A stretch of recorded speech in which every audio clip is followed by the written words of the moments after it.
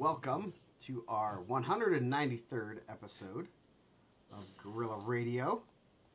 I'm Joe Caprino. I got Mike back here. A rare Wednesday episode.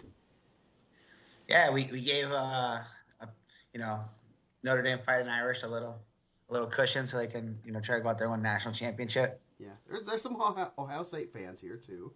You gotta give a big game, two local schools, and then last night was the big Carroll versus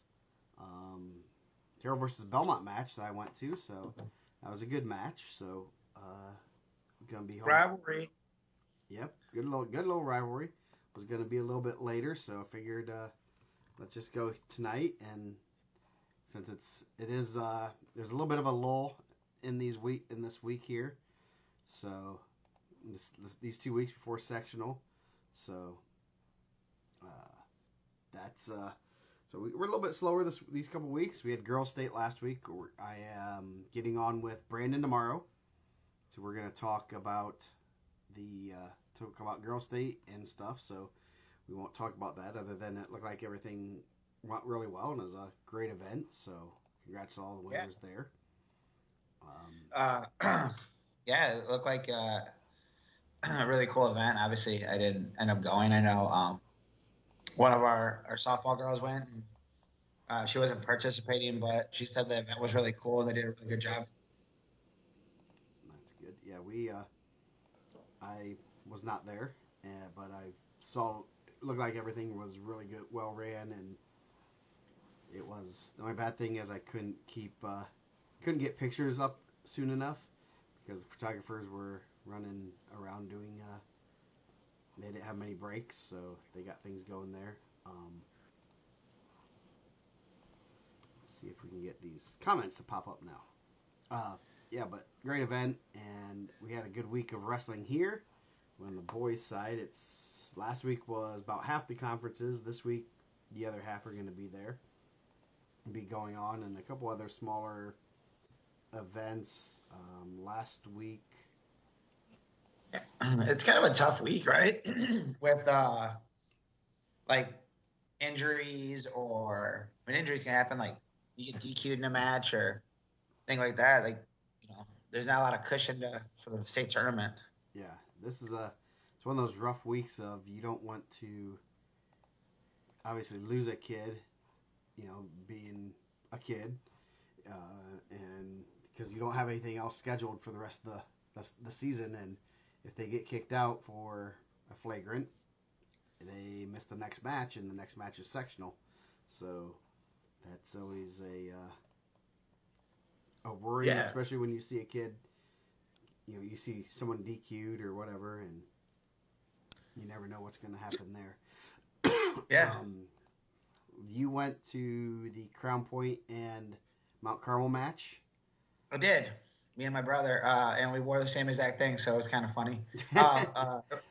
Like he showed up in a blue IndianaMat shirt. I had a blue IndianaMat shirt, black zip-up jeans, and both had black and white dunks on. So not only did we look alike, we dressed alike that day. Nice.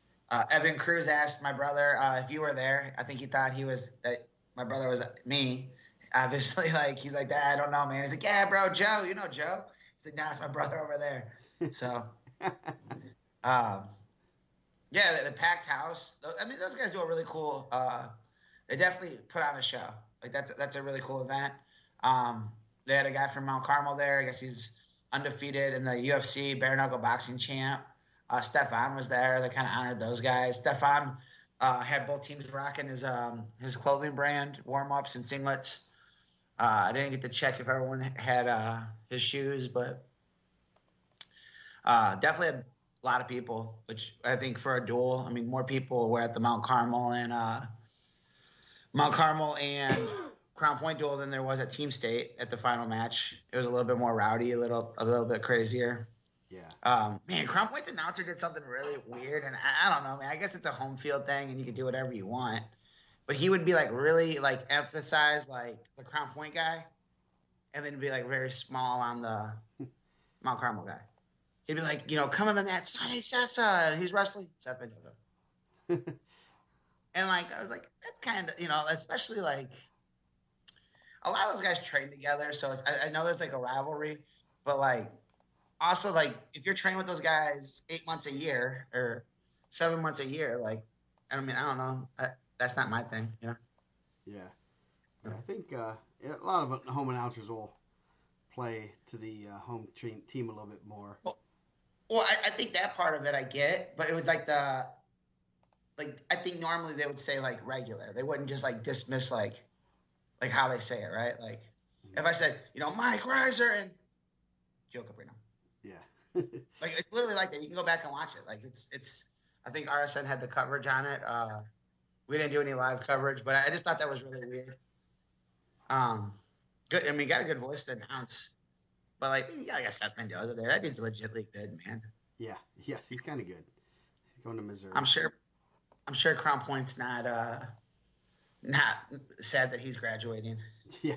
Yes, he has done pretty good against them for a few years, and yeah, that's a good duel, good little rivalry. Cersus has yet to get one over Crown I Point. know. What did Daniel Cormier say? Is it a rivalry if they don't get any? Yeah. Like if you don't win any? Like, and I'm not like disrespecting those guys. They're really good, but they've had some tough luck. The match was kind of chippy in some spots. I don't know. It was a good duel. Like I said, Mount Carmel is a good team. I think the number 2 ranked team in Illinois. Crown Point's solid. I mean, they're pretty clear number 3 in Indiana. So I thought it was a good duel. Yeah, that's good duels are what grow the sport. I guarantee a lot of those people. There's a lot of people that were, they don't go to very many matches. They're not going to go to state, but they went to that duel. A lot of people weren't. I'm sure a lot of those people didn't travel down to Team State. That's a long day, a lot of travel and stuff. But they went to something home, and that's good for the exposure for the kids, exposure for the sport. And I always say that some people, duels. We need more duels. I go, no, we need good duels. We need competitive duels. Well, that's what I said. Like, I know Brownsburg does a really good job. And Derek and those guys do a good job of promoting the sport. I'm like surprised like more teams don't want to go be in that, especially teams that have guys that are on that level. Even if you have 1 or 2 guys that are on that level to get those matches, that those guys can't get duels is kind of crazy to me. Yeah, that's a you want to get your. It's not bad to be in that that kind of crazy environment uh, that environment of where you're the hated one and they're booing you and everything. It's actually kind of fun. I know when we wrestled Garrett. It was the first time we actually had like a weekday duel against Garrett, and it was packed in there and it was rowdy, and our kids loved it, and they're like, "This is awesome! This is what we come." Even though we're in enemy territory and people, it was a lot of fun, and a lot of kids remember that duel because it was a good duel and it was rowdy and fans were getting into it. It wasn't like no one was disrespected people or anything, but it was intense and people were getting excited, and that's what we need. We need more duels like that. That was a fun duel. Yeah. It started in a good spot for Crown Point. 2:15. Austin Reading got a fall, and I think if you're a fan of the Crown Point Bulldogs, like wrestling page, his mom passed away. I think Saturday night. So I mean, kind of tough situation. I know she had been sick for a while, so he didn't wrestle at PAC the next day. Evan Simborski got a pin at heavyweight. Sam Westfall had a really good match at 6. I think that was a major at Carnahan. He won 1-0 against Sebastian Garcia, who was an Indiana kid. Strayer got a tech at 13 over another Indiana kid. I think he's a Crown Point kid too. Win Gafton Hodges. So no Gavin Lewis. Gavin Lewis was in the lineup. So Cavell Moore, Mount Carmel got a fall there. Obviously, Gavin Andrews, that's his last home duel. I don't think he wrestled tonight against Valpo, but his last last match in the Crown Point gym, like regular season.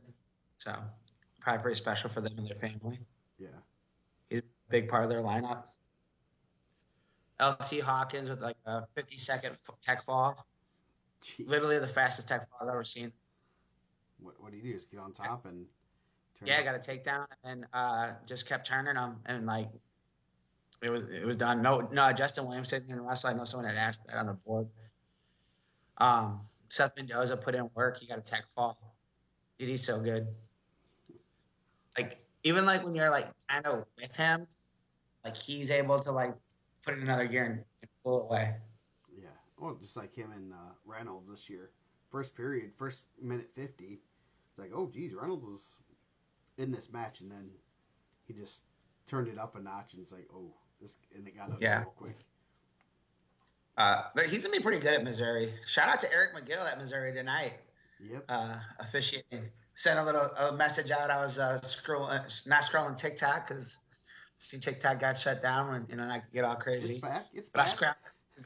I was going over reels and I seen. I mean, TikToks are hard to like send to. Like I always feel like I can never open them.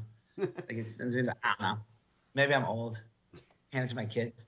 But they had the one where he was at Nebraska and Northern Iowa where Kekheisen pinned Silas. And you had Eric out there, he's the official, and they kind of had, those guys chirping at him a little bit. And Leo Mercado was the assistant. So you had 3 Indiana guys on the mat, which I thought was pretty cool. Yeah. Yeah, definitely. That's always neat to see. You're scrolling social media and you see a picture of Eric reffing and holding a hand up or something. And I haven't asked him too much about NCAs again, but it sounds like he's having probably a pretty good year, another good year, and will be in the mix to do another NCAs this year. And that's a tough gig because if you follow college wrestling, you get every so often, it almost seems like almost weekly, there's some kind of referee controversy going on, and you get starting to it, and obviously we know Eric pretty well, and I'm like, I always get scared. I have to go back and like, okay, it wasn't him. Especially if I know he was at that event, if it's like at Las Vegas or something like. I always get a little bit worried that he's going to be the one that they get in that controversy of just craziness of a call that some people like, some people don't like, and that's tough. It's a tough gig. And he does a really good job. And I thought there was a hold at the NCAA's on a takedown. I was like, dude, that's a really good officiating. He let the situation play through, and I was like, dude, that's really good. They kind of talked about it on the air too, how good of a call that was, and it's cool to see a guy that had success in our state, like still representing our state at a high level. Yes, yeah, and the cool thing about being a referee or something like that, you don't just have 4 years to make it to the big show. You can do it, 10, 20 times. So, and that's even for high school refereeing if you're interested in that, and maybe you weren't as good at wrestling back then, but now you can do that yourself. So, yeah. 44. Haney got a W. 50. Tegan Newell had a really good match, probably the best match of the night against Jay Acuna. Oh, he was up 4-2 late. Got hit with a flea in the mat to make it 4-3. Got a stall call real late to tie it, send it to overtime, and then he ended up getting taken out in overtime. But it looks like Newell's kind of adjusting that pretty well. I mean, that's a huge job, 6-50. I mean, 6-30 is a huge jump. Yeah. 57, Liam Kellen beat Van Titchell. I think 65, was it like Kellen Couchbender and beat Ben Clark. 75, I believe Calvin Stewart got a win, and 190, Caesar kind of closed it out. He's doing really good. Yeah. He's really good. Yeah, that's the one thing I know Indiana teams do, and you see this when you start getting to when they wrestle good teams from other states, is Indiana does a really good job of putting together good dual teams. Mm-hmm. And I think our top teams obviously are pretty good dual wise, but I think even that second tier, that maybe 3 to 12-ish tier, those teams could go and have a real good duels with other top teams from other states, and while they might not have the superstars, and some of them will, they're going to make a good duel. It's going to be a good duel because they're going to have, our Indiana teams are going to have 14 solid kids they do a good job of producing lower weights, middle weights, heavier weights, and they understand the importance of that. And especially our top teams always have good upper weights, and that's huge for those guys.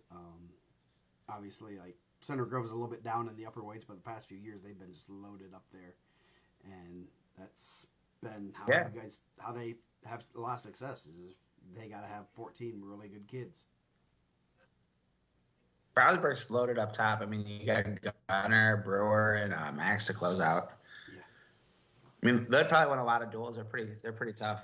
Yeah, and when they go to national level stuff, not everyone. The biggest drop off is going to be at those 3 upper weights for those guys. It's easy to. There's a lot of really good middle weights and light weights. You can always find those, and those kids are always. But getting those big guys to be good, and I'd love to see. I'd love to see the duels between our top teams and some of the other top teams from like Ohio and Illinois and Michigan and see. But I mean, just looking at how some of the matchups we've had with some of the Michigan teams the past few years at Carnahan, and like I think our teams are better top to bottom, and they'll get some matches. There's no doubt, but top to bottom, I think it's hard to beat some of our teams. Yeah. So it was a good duel. I mean, Crown Point kind of doubled up and wrestled at the DAC the next day, which is probably not easy. I mean, I know you get a pound, but me and my brother kind of talk about that all the time. Like, when you get your 2 pounds, you just eat 2 more pounds than you normally would. Yeah. You're not like, you're still cutting the same amount of weight. You're just like mentally like, I'll eat more now. Yeah. So I think that's a pretty hard turnaround Friday to Saturday, and it's a cool event to have that Mount Carmel one, but man, I'm sure that's tough. Yeah. Yeah, that's a good duo. I'm glad they're continuing to do that, and it's rowdy and it's good for the sport there. And it's on a Friday where not many people are wrestling. I'm sure there are a lot of high school teams there and other teams, local teams that are there, cheering on the Crown Point for the first time. One time a year they cheer on Crown Point. I sat on the Mount Carmel side. It was less crowded. The Crown Point side was packed, man. They had a packed house. They did a good job. Yeah. So, what else happened last week? We had quite a few conferences. The Metropolitan Conference, they switched to duels. And Warren Central Seen that. had a lot of duels. Did they really wrestle?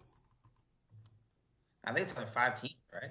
Yeah, there's only 5 teams, so that is not a. Had them at 6. Man, I was talking to Paul Maldonado on Saturday after the DAC. We were talking about like scales and guys weighing in and missing weight and stuff. Man, did you ever like see the scale at IndianaMat? Like the old scale? No. Man, like this is like one of those things. Like you're from the region. If you ever went on this IndianaMat scale back in the day, it's like a meat scale, bro. Like it's like a metal plate. It has like a big circle. Like, man, it was crazy. It's probably still in the same spot. It was a big, heavy scale. Someone told me that like a team was trying to bring a scale to a duel so they could weigh in on their own scale. Did you guys ever do that at Carroll? No, we never. We never did that unless someone says, "Hey, can we borrow your scale because we don't have enough for our tournament or whatever." Someone asked me if I had ever heard of, for a duel, like a team bringing their own scale to weigh in on. I said no. And like, obviously, like I was thinking like, man, at Calumet, there's 0% chance we got this like 1,000-pound scale. We were like riding around in buses. But man, I'm not lying. If you wrestled in the region, you came to that Calumet sectional, regional, Tri-Cough. I'm sure Cameron Sackon can tell you about this thing. Like we didn't have a lot of digital scales. We didn't have nice stuff. We're kind of in a hood, so they had this huge meat scale, like steel with a glass face, and come around. And then I remember if you come in on Mondays after weighing in, they would just walk right off of it, like step on and just kind of keep walking, like so you didn't get, because like the amount of weight that these guys were coming in over was going to be a representation of what kind of practice we were going to have that day. So they're like, yeah, I'm 10. And they're like, nah, step back on the scale. And you like watch it go. I think Ohio So Northern had a scale like that in college. It was just like, oh. Justin Plank sent me a video of like the 10 worst academic schools in the state. My alma mater was listed on there. I think he made the video himself. So, I was thinking, dude, I'd like to see like a Watkins. If they don't use it anymore, if it's broke, I would say Watkins would sell it to me and just put it in their garage. Like it'd be a nice conversation piece. Bring a lot of have wrestling parties, maybe NCAA party.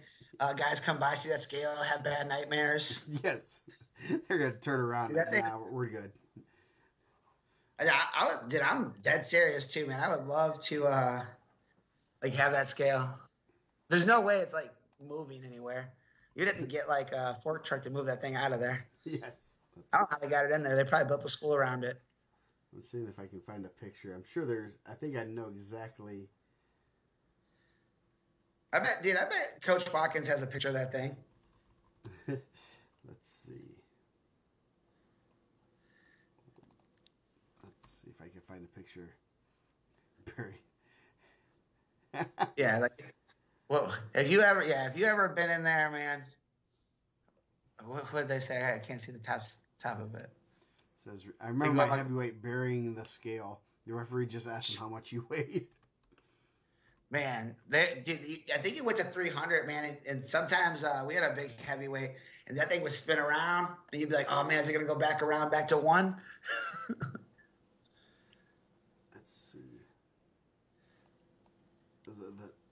Was it what do they call it? Let's see if was it the old Toledo scale? Let me put this up there. Let's see. No, not seen. Is it something like this? Bro, it's like that, but way nicer. Dude, it looks just like that, but it's so much nicer. Okay, yeah, so the old Toledo scales, yeah. Those are... Bro, that's kind of what I was envisioning, but obviously, like you said, I'm trying to see if I can find a... let's see. Watkins used to tell us, if you make it on our scale, you can make it anywhere. Yeah, we had the doctor scale ones. Like dude, I feel like those were cheat scales, bro. Like, if you get like a nice official, they let you like kind of get away with that. Kind of, tap, tap, tap. Oh, you're close enough. It's balanced. Go ahead and walk off. That kind of Met scale, there's no cheating that thing. That broke a lot of hearts. That was a scale like you knew that it was gonna be on. Like you have to come in under to get to that scale. Get there early, bro. Yeah. Get there early. You got to weigh in. Oh yeah. Nice. I'm sure Coach Watkins got a picture of it somewhere. Yeah. Oh yeah, those are the one time I remember weighing in. I was like, man, I'm gonna miss weight, and it broke, and I jumped off that scale. I hightailed out. Yep, I made weight. I'm gone. Dude, there was and they would let that thing stop, man. It spins and it would like slow down and like they were gonna let it settle. There you go. I'm sure there's a bunch of officials that have done tri-caught that's probably been on that scale, calling guys out on their weight. Let's see. Think about that, man. We did 16 teams, one scale. Oh my gosh! And that day it was you could weigh in as many times as you need to, right? I think so. Their weigh-ins closed at like 9:00, right before they. Let's see. I mean, we might have brought in a second scale, but I like the idea that we only had one scale. That's all you remember. That you made it on that one. Was it more like man? Coach Watkins would say, "I'm gonna tag Jim Watkins on this thing." Was it like this one?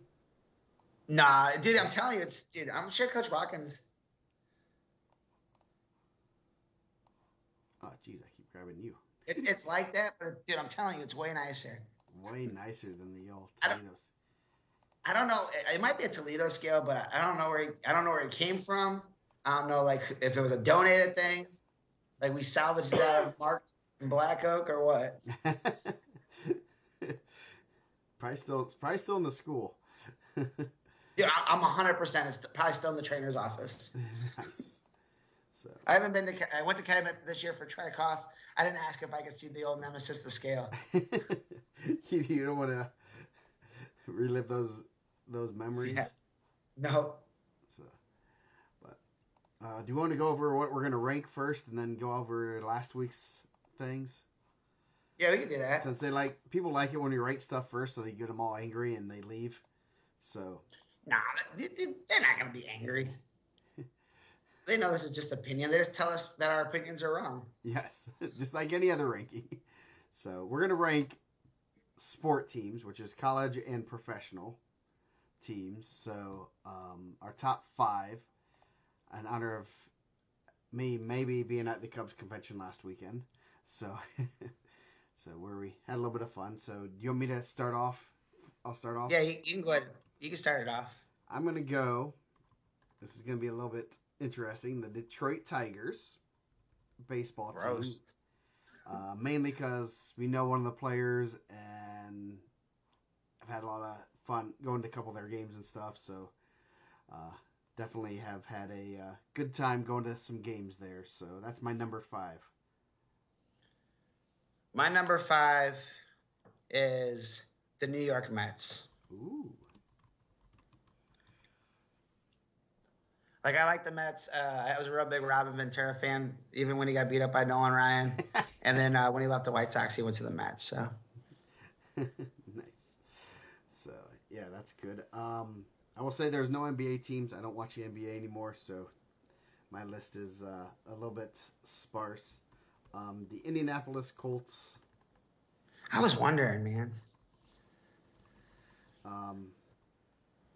Not as like, obviously when Peyton was there, it's easy to cheer for him. Now it's kind of hoping something happens. I could go to the Colts, Bears. I'm not like partial to any team. I'd rather them both be fairly successful, but that's not happening. It doesn't seem. 2005, right? Yes. After that, it's gone downhill for both teams. Was it? And we can do college teams, right? Yeah. I'm gonna go with Oklahoma State wrestling. Ooh. I really like the Okies. Yeah. Man, what did I put? Ooh. The Cowboys. Yeah, they are.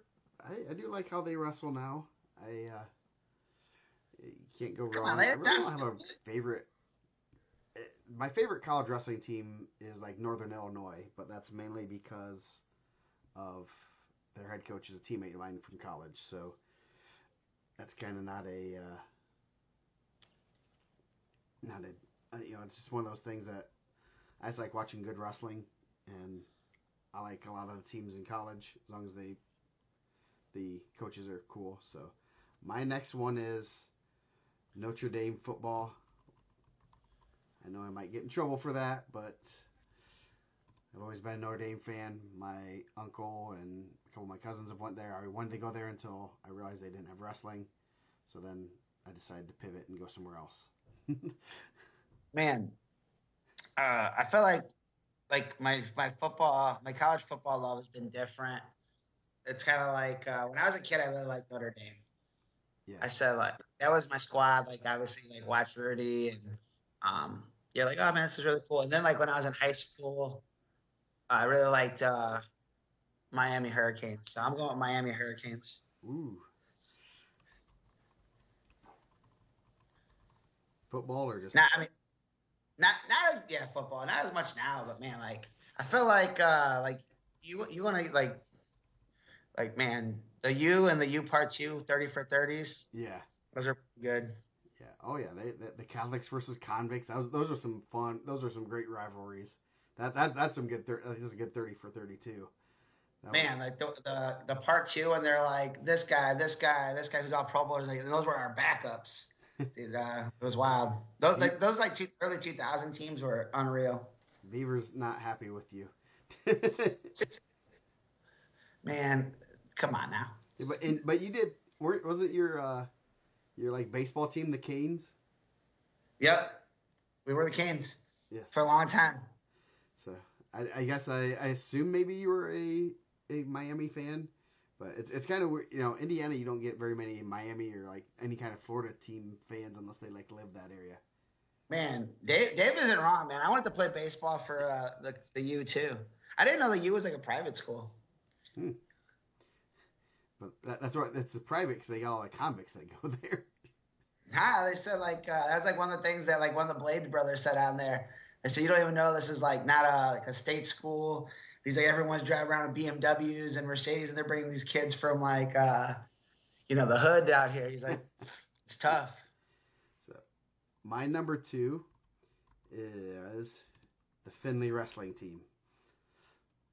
Obviously, very partial to that. I think like every wrestling team. Yeah. Yes, Finley. Obviously, that's where I wrestled, so that's an easy one. So that's have to go back to the old Roughnecks. We were pretty tough back in the day, so it was a lot of fun and a lot of good friends you met through that those 5 years of my life. Man, IUN baseball was not very good when I was there, so I played. We weren't very tough. The IUN Redhawks. I don't think I'm going to add them to the list. They're not going to make my top 5. I still got my IUN jersey in my closet. I guess I could have wore that on here, but I could have worn my Finley. My number 2. Will it fit? It'll stretch. There you go.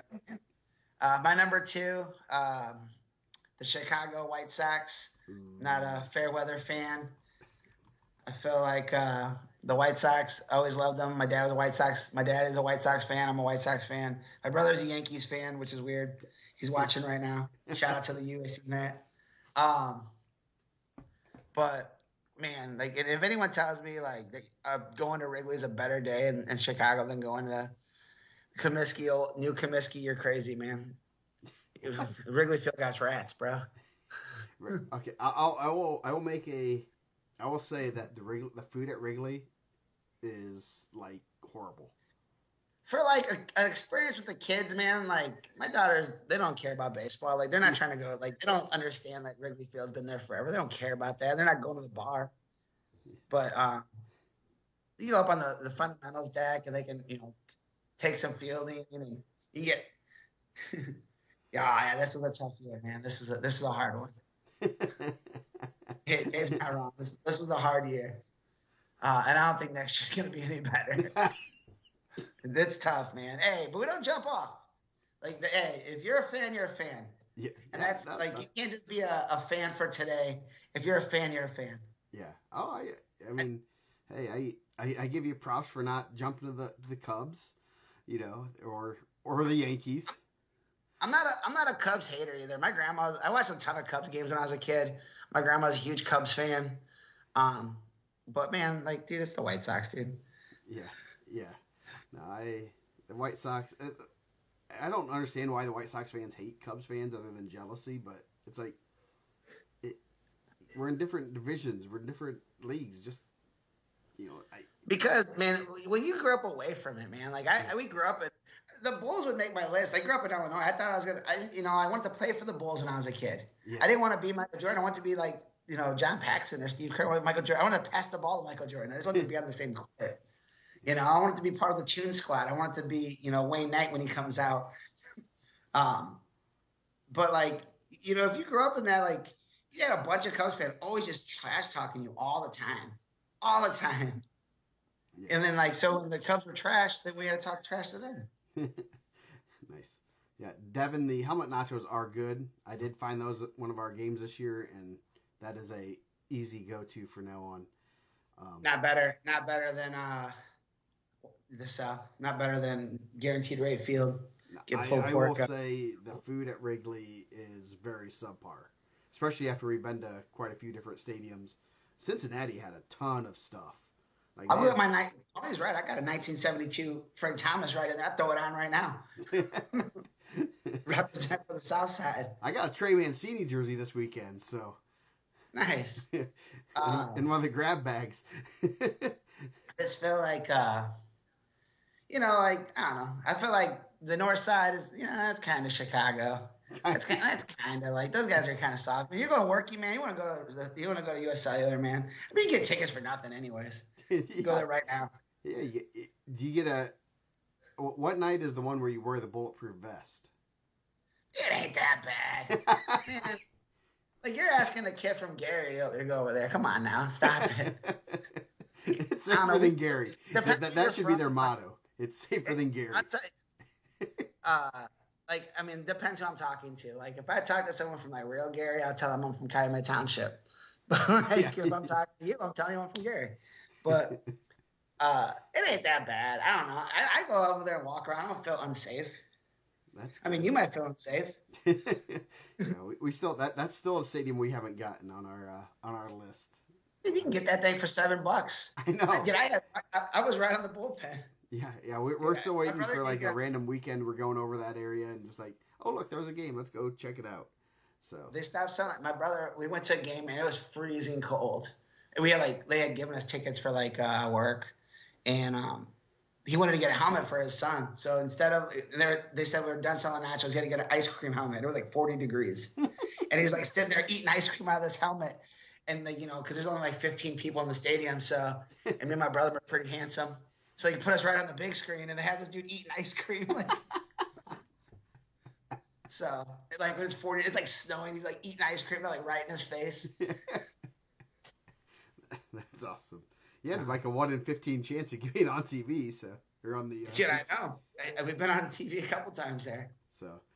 Yeah, I like it, man. It's a cool stadium. It's not. It's pretty like user friendly.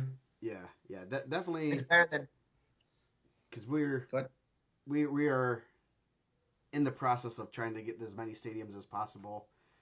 We've been 1, 2, 3, 4, 5, 6, 7 stadiums, so it's not crazy a lot of them, but it's crazy. We've been to Wrigley, we've been to Fenway. We're right beside Pesky Pole at Fenway, which is just that stadium's pretty cool. Being to the two oldest stadiums is pretty neat, but then you New Yankee, Met Stadium, Pittsburgh. Pittsburgh's a real nice stadium. And that was a real cool stadium. Real lot of history. it's supposed to be like it's supposed to be like one of the best stadiums in the league. And it's so crazy. Just like the old stadiums are, it's a stadium. That's all it is.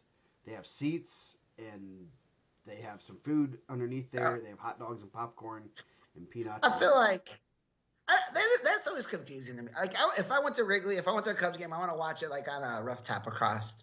Yeah. Not the ones that Ricketts like blocked because he's a scumbag, but like the ones that are still there, right? Yeah. But so if you were gonna buy a house right now, if I said, Joe, I'm giving you an unlimited amount of money, you can go buy a house. You can go buy a 200-year-old house and be like, I'm just gonna renovate it. No, you'd go build a nice house. Yeah. Like you wouldn't go where rats are. You want rats in your food? Yeah. No, that's so it's so crazy that's just the difference in the stadiums and how they're built, and all the newer stadiums have like kids areas where they can run around and play and little baseball fields, but Wrigley and Fenway, no way. They are a stadium. The seats at I think the original seats are still at Fenway because they're like tiny, and they stuff you in there. It's a cool stadium, just the history there. Beside the Pesky Pole. It's a real cool stadium. The New Yankee Stadium is pretty nice. It had that old feeling, but modern amenities. So I see like you got CH on yours. What are you going with? Blackhawks? Yeah. Charleston? Yes, the Black. Charleston. What was the team from? The Cubbies, Chicago. of course. Were you always a Cubs fan? Kinda, yeah. I mean, they were the only thing we could watch on TV, so it was either them or some. Well, I guess we never had cable, so we never got TBS, so we could never get the get Atlanta. I know a lot. A guy at work, he's an Atlanta fan. You had been they had watching TBS, and you either were the Cubs fan or Atlanta fan, because that's all you got. So. Hey, good thing you didn't get TBS, man. Then you would have like watched good baseball growing up. I did like Dale Murphy. Dale Murphy was one of my favorite players. Cubs. Man. I mean, they were just on, so you either had to root for them or root against them. So they were always on Saturdays on Fox. So, and then the past few years we have become more Cubby fans, and obviously my wife was a big Cubs fan, so she went to school downtown Chicago and would go skip class to go to Cubs games. So, what's your number one? When those tickets probably used to be $7 too. Yes, for the Bleachers. My number one, also not a winning team, Chicago Bears. Got a new coach this week, so I'm not jumping off That's not how we do it. I do like Baltimore Ravens too, and they didn't win this week either. But the Chicago Bears my number one. Yeah, fairly predictable list, but no, it's a yeah, it's fandom. So Man, I do like the Bulls, like Michael Jordan Bulls. I did like. I mean, we grew up in Illinois, so I like the Blackhawks. But I like going to Blackhawk games. yeah, I That's cheered for the Bulls when obviously when Jordan was there and stuff, but I did like the you ever Pacers been to a when Blackhawks game? they were good, but I don't pay much attention. I haven't been to a Blackhawks game. It's pretty cool, man. I don't know if it still is. When they were good, it was pretty cool. Like the whole vibe is really cool. Yeah, so good list. Um, Now we'll go back to wrestling talk. Yeah. People. Well, we had both had a wrestling team in our top five. Yes. Um, Hold on a second. What is this? A lot of that last week in wrestling. There's someone messing with you. Someone sent a message. No, someone Said sent me a message. trademark. Figure out what it was about and stuff. So, a lot of weight changes this week, huh? yeah, Like got Thrine down to 32, which we kind of heard about that earlier in the year, and then didn't see him down there, and then he did that, and then speaking of Notre Dame football, Vinny Freeman was down at 175, which was we got a little hint at it at Al Smith. I know coaches were talking about it, and obviously we persuade them. Probably, I'm sure. last rankings update. Yeah, Morrow and Ash back at 6, which is big for those guys. I mean, both state qualifiers getting in the mix there. yeah. And Ash just decides to go to probably one of the toughest regional weights ever. Yeah, man, that thing's stacked. What else? There's a couple other ones where I seen Drew Walden. They said he's going to be able to get released to get back for the sectional, so he's in the rankings. Return state qualifier for DeKalb, which is pretty cool. That's good. That's a good pickup. Being able to get him back that late, and maybe he'll be able to wrestle this weekend to get some matches and get some of the lungs back. That's really good to hear.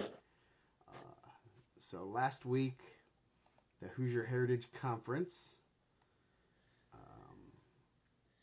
Man, a lot of these conferences have real close names. Like trying to follow it online was tough.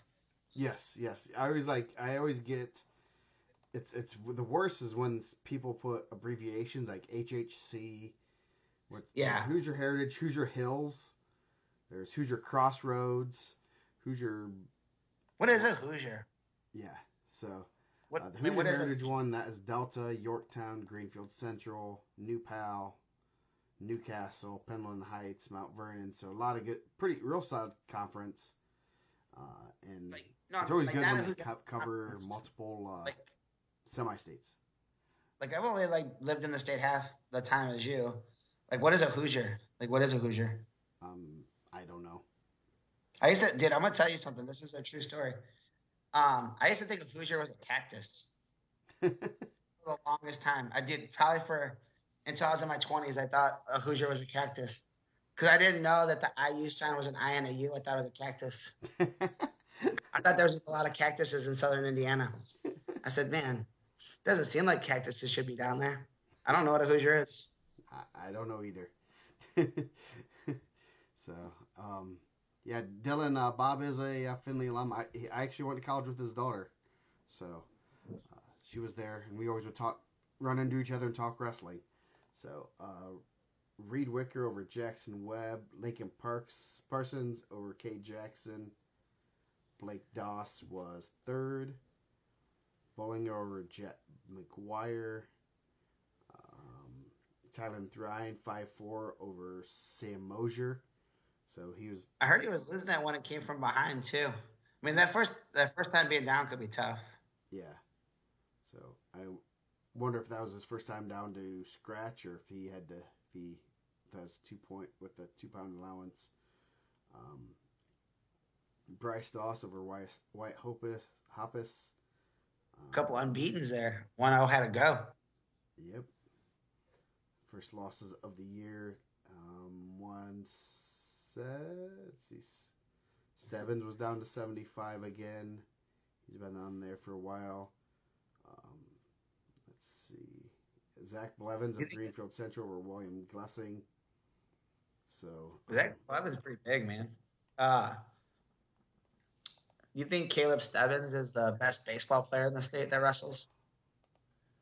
Said he's a lefty, throws pretty hard.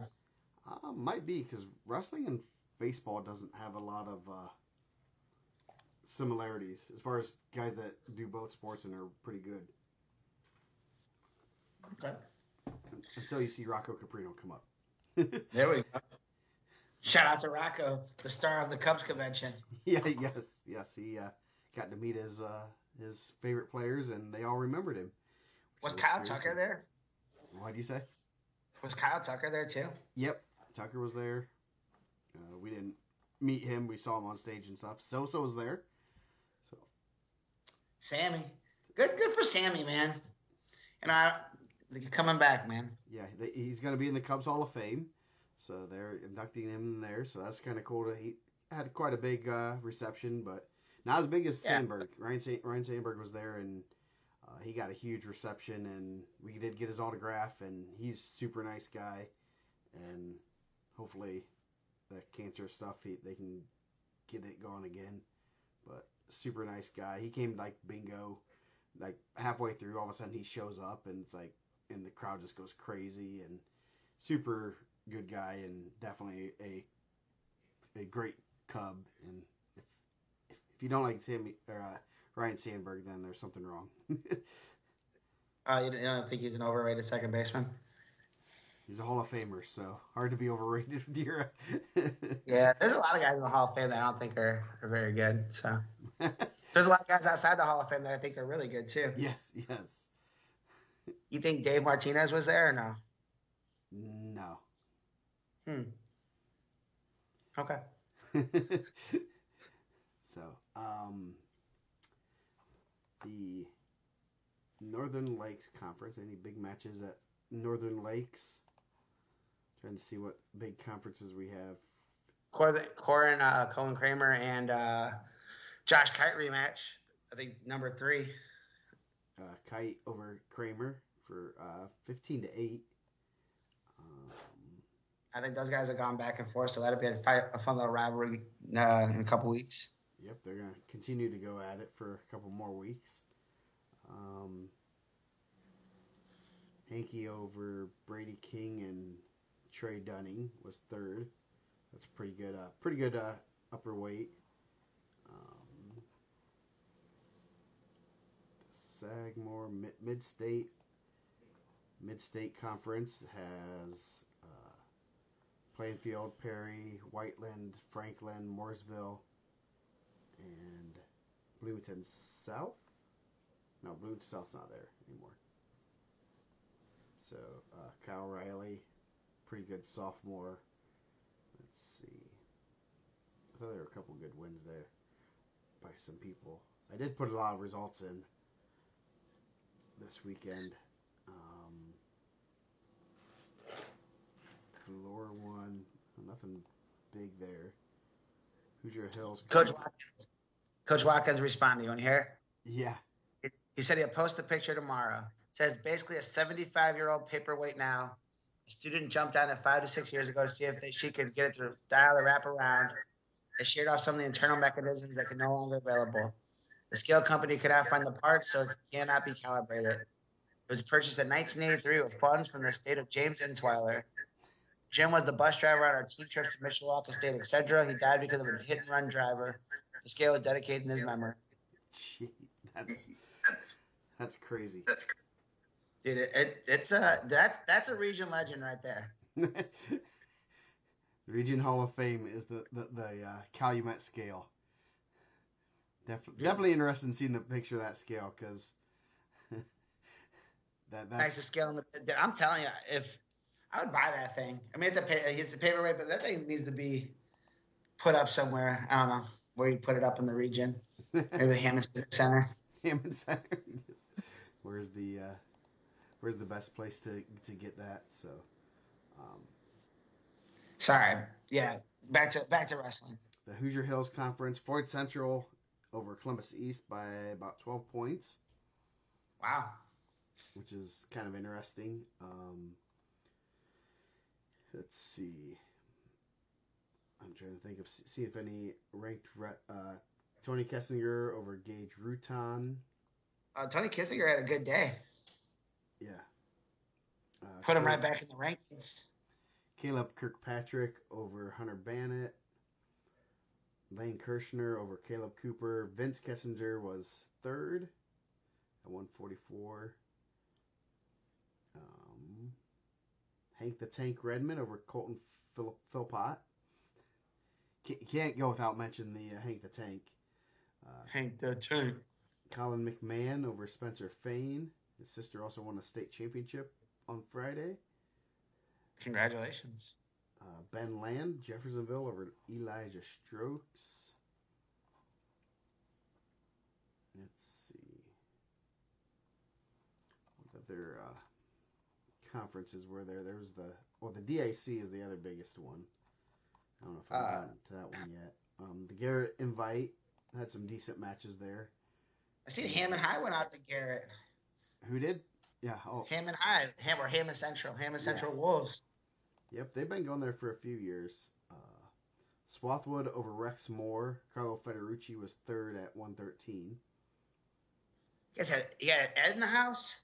Yeah, they brought their A team. A couple years ago they brought their B team with the hopes of they're gonna switch out, and then their conference moved back, and now they're kicked out of a conference. So I think they might be coming up north, heading to old G Town. So you gotta be careful. If you send a B team, sometimes those guys send angry text messages. Yes, they do. Let's see what other Bear Geeby of Constantine. That's a good name, Bear. Let's see, Fielden over Dallas Davidson got back on track. Michael Major over Riley Biddle. Michael Major has a lot of significant wins. He's pretty good. Yeah. Let's see. Isaiah Coleman won. He's undefeated this year. That was the only other big match there. Mid-State Conference, we already talked about. Western Indiana, Hoosier Hills, the Wild Bill. Not very wild. Oh, yeah. The Hoosier Crossroads Conference. That's Brownsburg, Avon, Fishers, Westfield, Hampton Southeastern, Zanesville, Franklin Central, and Noblesville. That's a tough conference. That's what I was telling Airsman. I'm surprised they don't make them wrestle duels inside their conference. Like the DAC, you have to wrestle everyone in your conference. That's weird that they don't, especially since they're close. Dude, we were the LAC. That was like 16 teams. You had to wrestle a bunch. You wrestle like almost every Tuesday, Thursday through the season. Jeez.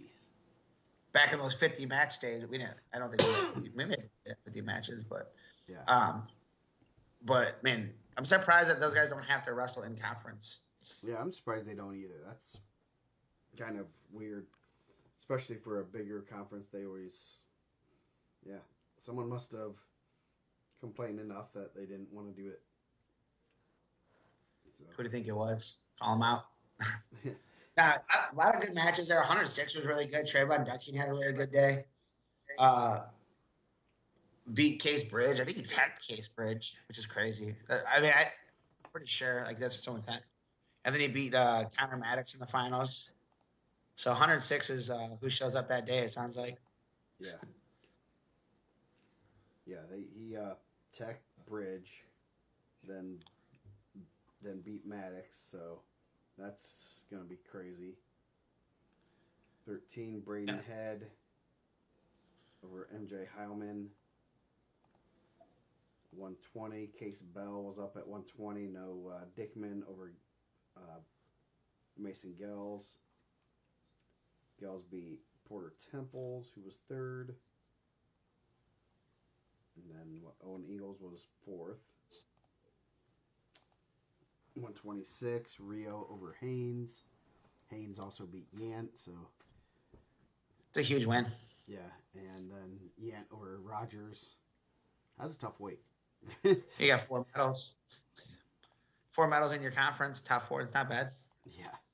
Hockaday had 3 tech falls, so he's good at wrestling. Um, let's see, 38. Braylon Reynolds, 12-5 over Quentin Chef in the finals. 44. Gibbs tech fall over Moses Stevenson. That's a good win for Tommy Gibbs too. Yeah. Yeah, Gibbs had a real slow start to the season, and now he's starting to wrestle pretty well. Um, this one I was curious of. Seth Syra over pinned Braylon Reynolds or Parker Reynolds, and I was That's just a looking good at win this. for Syra. Yeah, he got a reversal with 13 seconds to go and got the pin. So it must have been I'm sure it was a 2-1 there, match. there goes, those guys aren't gonna see each other for the next 4 weeks. Yeah, yeah. So that's when Avon and Brownsburg have guys that go back and forth like that. Someone's always gonna they're always gonna sneak a win or two, and it's tough to wrestle those guys back and back to back to back. I mean, I think it's tough, especially when it's a 2-1 match. Like anything could happen. I think anytime you wrestle those tight matches, both ways, like next week it could be different. Like I mean, especially with 3-point takedowns. Yeah, I would assume that Reynolds was riding him pretty tough. Obviously, 13 seconds to go, you give up a reversal and can't do much after that. So Mason Day won 165 or 57-65. Griffin Larson over Cohen Davis. 75. Xavier Smith over Evan Nichols. 190. Gunnar Henry over Chris Quarles. Quarles over Brody Ashman. 215. Caden Brewer 1-0 over Julian Burgett. Burgett beat McLaughlin, who ended up third. Then Evan Lawhead was fourth. So pretty solid 215-pound weight class. And then a couple upsets here at 285. Forrester was the 2 seed. He ended up beating Joe Maverick 7-6 in the finals. Maverick beat Jackson Apple, who was the number 1 seed. So pretty solid weight. Brandon Love, who was the 3rd seed, went 0-2. So pretty crazy weight there as far as what happened. So Oh, that's a really good conference. yes, it is. That's a real good conference. Northern Indiana Conference that has Penn And Prairie. New Prairie. So it was I think New Prairie thought they're gonna come in there and get that title. I think Penn ended up winning it, right? Yeah, Penn won by 6 points, which is not that very many points. Strong move, moving Vargo to 38 for that and getting that championship when Preston Hammond just had that huge match over Henry Farrow. Yeah, McCoy over Skaggs. Let's see. Yeah, it was an overtime match, right? It was kind of crazy at the end. I know they had posted it. Yeah, overtime match. Vince McCoy, good win for him. Half Acre over Aiden Diaz by tech fall. It's gonna win for a half acre. Yeah. So yeah, Schmittendorf from Penn was at 32, ends up winning there. Then Vargo over Blake Mock. So yeah, that was a big, good switcheroo right there. Bump those. Yeah, Vargo beat Hammond in the quarters. Let's see, what's it say? I mean, tough loss for Penn too. Sounds like. In the first round. So I mean, that's a lot of points for New Prairie. That's going the other way now. Yeah. Yeah. Tough loss for Penn. It sounds like Harper's not going to be able to wrestle at 113 due to injury. I mean, the year of the injuries, it's tough. It's been a tough year for injury. Yeah, it has. Hyvert, he's good.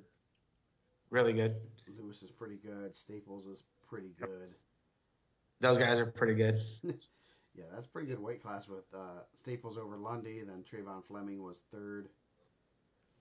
65 McClellan from for Leonardo Santiago. Benny Freeman down to 175 over majored Hayden Whiteneck.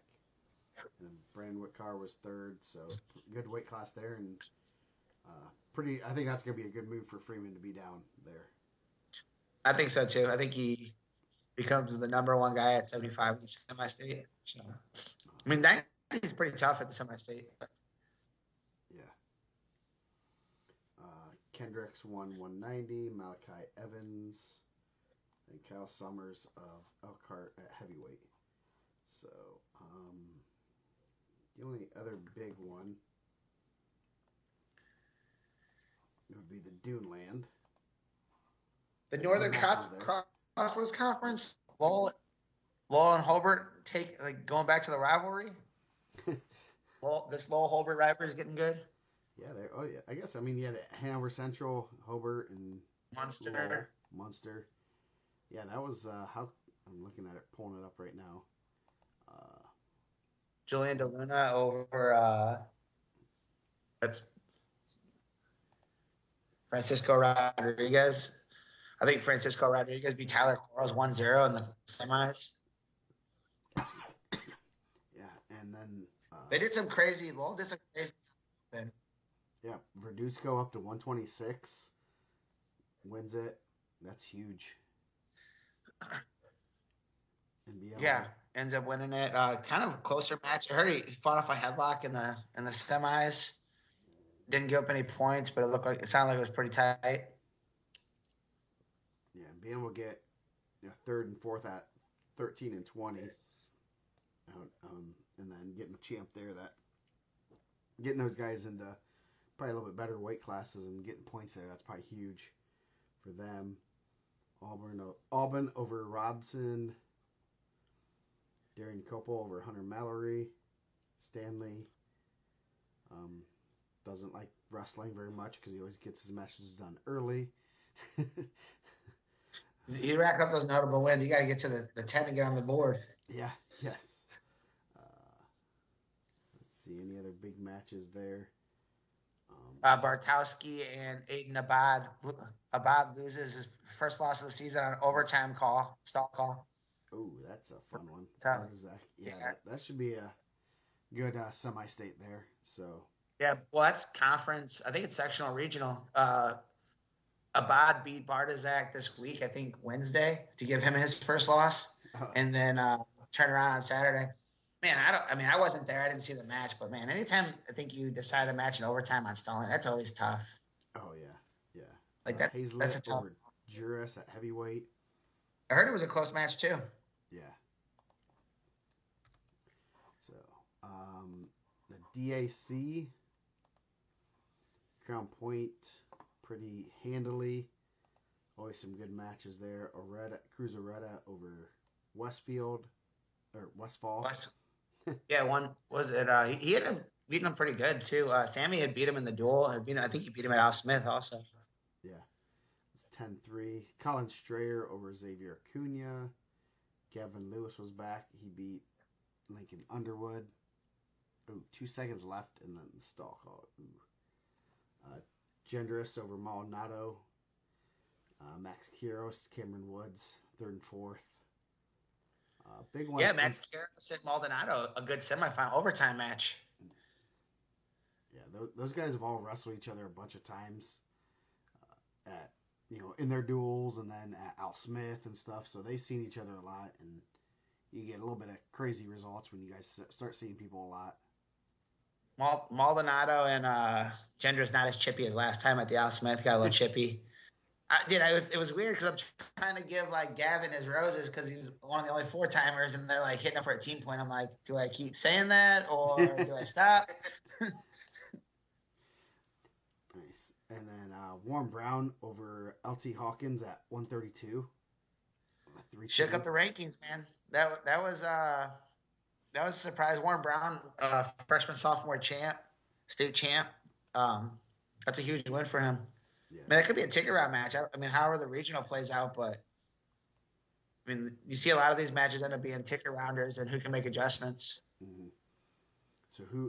So Crown Point of these schools, Crown Point and Chesterton are in the same regional. Lake Central's in the same regional, right?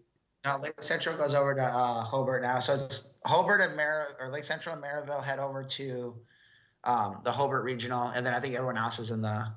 And so Portage is in the same regional as. No, Portage is with Hobart too. I'm sorry. So Portage, Maryville, Lake Central, all in the same regional, and then Chesterton and Crown Point are in a different one. Yep. LaPorte. Yeah. Michigan City.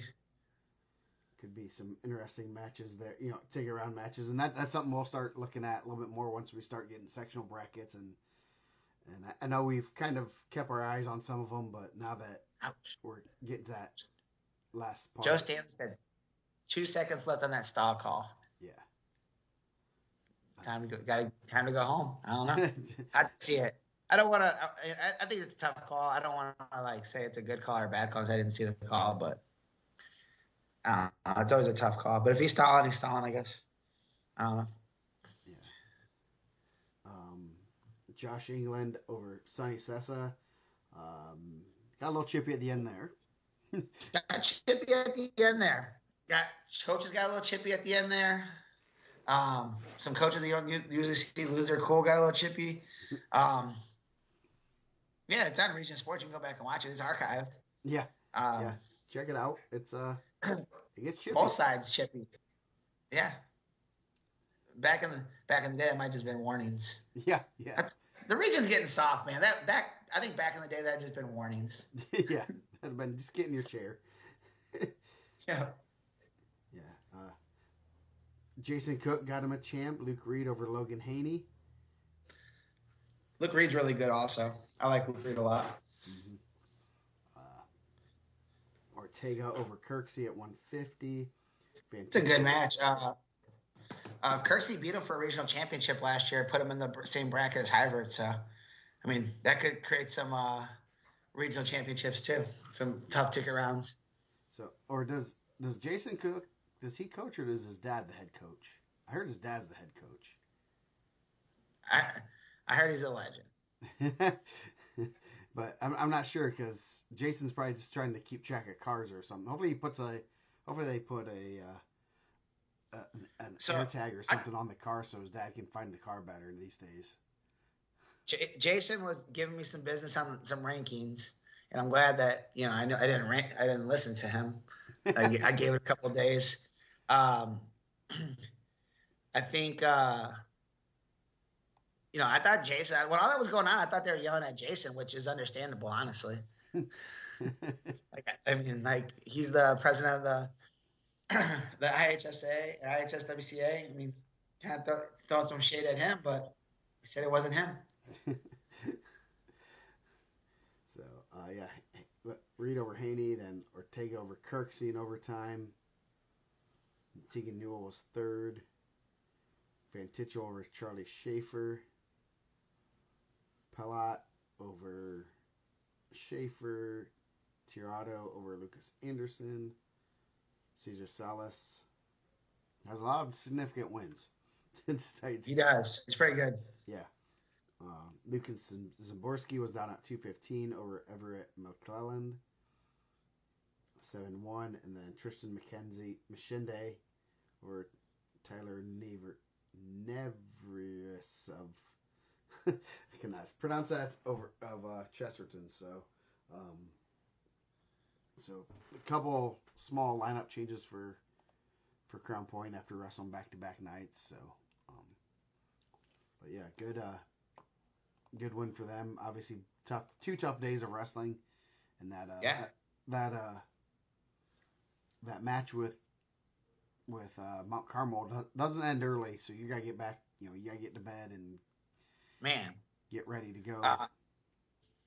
And those Mount Carmel guys, they try to close down the gym. They're there late.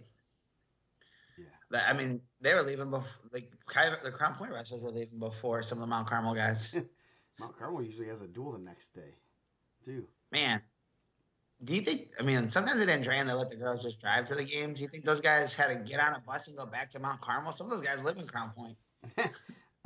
Well, sometimes they let them. I don't know because I don't because a lot of those guys don't live in. I mean, they don't technically really have a school district like you would like a regular school. So I don't know. I I'm sure if they live in Crown Point, they didn't have to drive home or drive all the way back there and then come back. So who knows? Um, any? I guess we'll go over this week's action. Shout out to the Griffith Panthers winning the Greater South Shore Conference. So Joe says they travel on their own. So it's on the Joe probably probably has some good insight. yeah, he might know.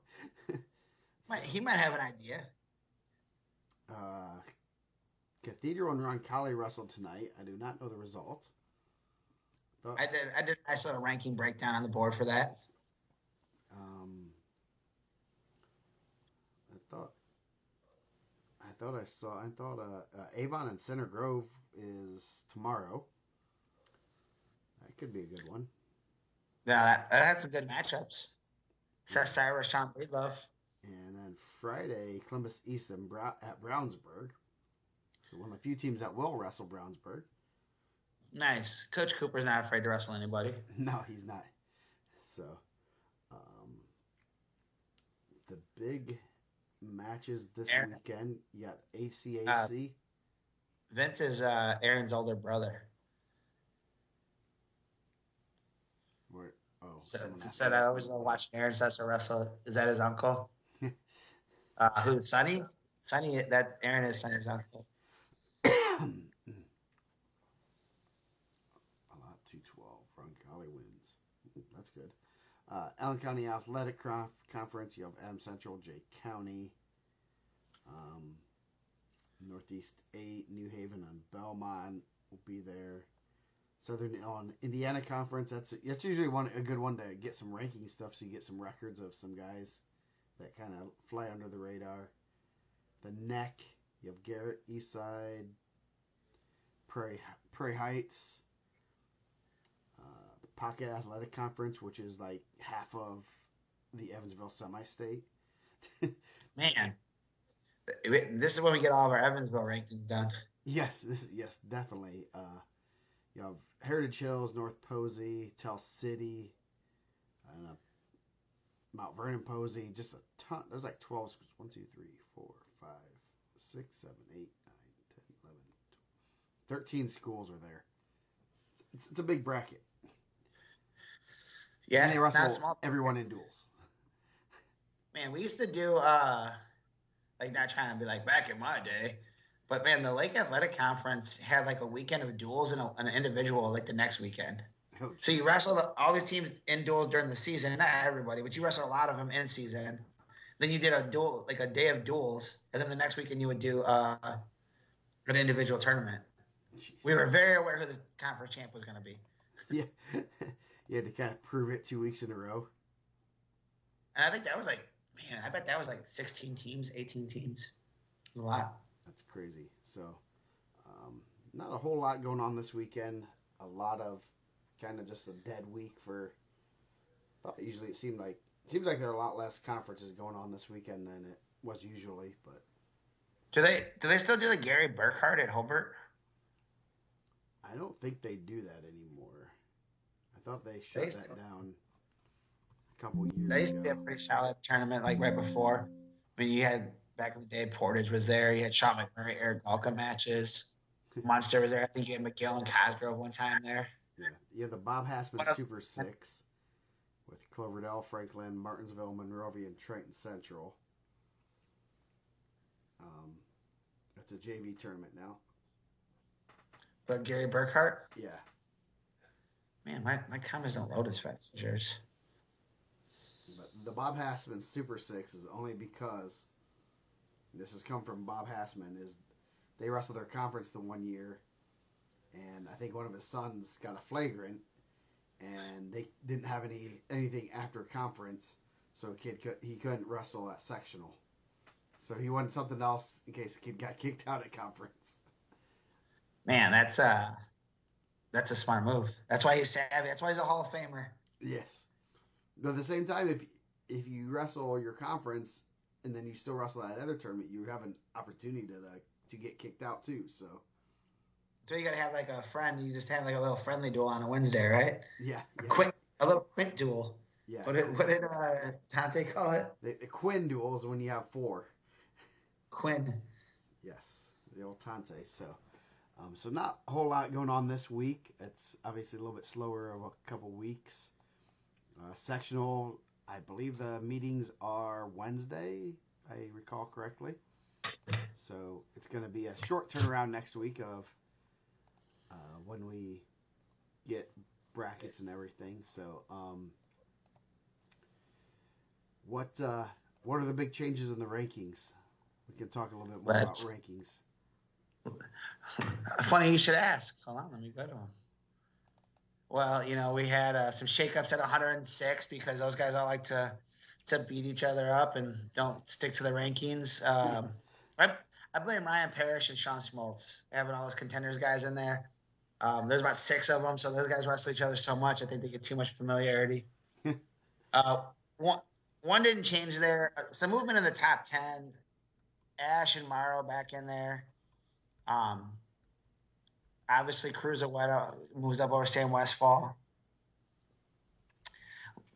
But nothing too nuts in there. Yeah, a lot of obviously we kind of known that a lot of those guys, Brown, Ducking, Maddox, St. Laurent, Bridge, those guys have been seeing each other multiple times, and they have a lot of significant matches, and which sometimes helps, but when they all beat each other, it makes it worse. Yeah, and I think a lot of those guys were on the world famous youth wrestling top 25 list. So, passed down from generation to generation. So we had a good idea, and those guys kind of all hit each other in some of those middle school tournaments. So we had a pretty good feel for where some of these guys were and what they were going to do, but it's tough. 13, the top 3 hasn't changed all year. Bell, Shutley, Verduzco, Eli Olgi. Is it Ogle? Ogle, yeah. He's down. He's back down at 13. I think that's a good move. He has 1 loss on the season to Getz. I'd be interested. How did the Shutley and Reyes match go tonight? That's 1 and 2 in the semi-state. Yeah, that could have been pretty good. Jude Heaston back in the rankings. He was at 13, so it's always tough. Like until you see those guys down. Let's see. Roncalli 45-19, and no details yet. Dickman, Malone, Lewis, Bollinger, Cam Meyer, Getz, Gels, Jet McGuire. That's kind of all the same. It's kind of been the same. Really tough. 120 is always a tough weight. I think 120 is one of those weights. There's always going to be people that are on the outside looking in. They're going to be upset. 26. No real changes there either. Nothing crazy. Yeah. Yeah, the top 3 there pretty well solid. Or top 4, 5. I mean, that's a tough weight. Top. Yeah, you got finalist, medalist, qualifier, medalist. Really solid sophomore that was injured in Vargo. Qualifier, medalist. Like once beaten guy from North Miami. Corrick was in a qualifier, right? Who? Corrick. No. Jordan Corrick for Baylor's got a medal. Kuros was in the ticket round. Tough freshman. Another tough freshman. Medalist. Undefeated or once beaten guy. Qualifier. Flint Douglas neck went out. Qualifier. That's a good weight. Yeah. Last state experience there. I wonder if anyone's noticed that people have some added stuff on their profiles these days. Yeah, I think that's been pretty cool. I think that gives you a better idea of what some of these guys are doing. 32, Thrawn moves into number two over Donald Bowie. Horn moves up, still undefeated. Schaefer after a huge team state. Douglas, Goss, Vandergrift. Vandergrift didn't wrestle. I don't know if he's in the. I probably could have taken him out and got a night. If you when you take someone out of the rankings, when you get the most information. Um, Lucas Day still undefeated. Westerfield still undefeated. Warren Brown, a huge win over Hawkins. Mosier. Um, Drew Walden get back in there getting cleared. 38. Stanley Schaefer Reynolds. But those guys haven't changed. Bo Jackson knows wrestling. Justice Thornton got a medal. Josh England, Schaefer, Richards, Davis. I mean, it's a good way too. There's a lot of state experience there. Carter Kraus was been up at 38, so he moved in there undefeated guy for Fort Wayne Snyder. Nathan Bryan hitting cement mixers. I put him in the rankings. I don't think he was in the semi-state rankings. That's on Dustin. Uh, 44, Hybert Gibbs, Goss, Hornsby, Stevenson, Bustamante, Hoppus, Reed, Hatewood. That's a good weight too. Fielded down at 11. That's a pretty far drop. He took a couple losses. Yeah, he had a rough week a couple weeks ago, but that's a tough place to put someone like that you know could easily be under the lights. Yeah, I think that's like one. Yeah, he could win it. Like he could probably win. Like I wouldn't be shocked if he won 44 and everyone be like lowest ranked guy ever. And it's like, yeah, man. But like you gotta let the results kind of talk too, right? Yeah, Can't then if you make it what your opinion is, then people tell you the rankings don't mean anything, and if it's by results, then the rankings double don't mean anything, except for power pool. yeah. So he'll see Hagwood at conference this week, most likely. So that might be some revenge. Could maybe get moved back up, but at the same time, it's a tough weight. There's a lot of good guys there, and I mean, there's no way you can logically put these guys in with the way that they've lost some matches here and there. It's hard to put where they've traded wins and losses, and this guy's beat that guy, and so it could be interesting to see how this weight class shakes out because there's a lot of really good guys in there. Jason Forster's correct. Haynes did move up quite a bit. I think he went from like 16 to 5. That's a good win over. He's had a good couple weeks for sure. Yes, yeah, and that's a good thing for Brownsburg because it'll definitely help their point total and give them another solid wrestler in their lineup. Come state time. 50, I kept Astor in. I know he's dealing with some injuries. Sounds like he's going to be back. 44, I end up taking Chase Stevens out. I know he's injured. I'd like to see him in the sectional bracket before we add him back in, which could happen. I mean, I'm not a doctor. Silas Foster, didn't talk about that one. Moving down to 150, moves in at number 2. That's a good move for the professor's protege. Yeah, that should be make that weight class pretty solid and gives him kind of a little bit of a separation from semi-state. I think there's a couple guys like there's Arbery in his semi-state. I thought there was someone else possibly, but maybe I'm wrong. Weaver there also. Yeah, I think that was a tough. beating him, and Yeah. it's one of those weird weights where that they feel a little bit more comfortable down at 150 and might be able to run it to at least being under the lights, which is pretty good. Yeah, I mean, he's a returning medalist at a weight above, right? He was at 57 last year. Yep, 6th placer at 57. Doster, Ortega, Syra, Parker Reynolds. You got a lot of really tough guys. Marlon Kirksey, Alex Smith, Lincoln Carter, Lincoln Cooper. I mean, that's a really good weight. Yeah, yeah. Some guys that have been injured coming back now. So 157. Still Staples, Becks, Stitz, Arbery, Jackson Bradley, Mason Day, Griffin Van Titchell. That's a good way too. Yeah, it looks like Uh, Staples and Beck would be at semi-state. They'd hit. No potential. Well, Van Titchell and Van Staples are in the Titchell same. Staples loser could possibly draw into Beck, right? Yep. That would be not fun. Yeah. When the semi-straight's hurting, that's what happens. Yeah. Asher Ratliff down at 11. I think he was at 11 last year when he won the semi-state over Stitz and Mason Day, so I'm sure that's where he likes to be. That's at number 11. Lucky number 11. 65, no changes. Up top, Palat, Rowdy Bush, Major, Costello, Michael Caine, Vanderlei Garten, Davis, undefeated Cooper Collins, Vincennes Lincoln.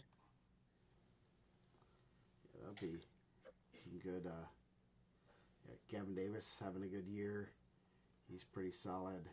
Yeah, that should be even towards the bottom. There's some pretty good kids.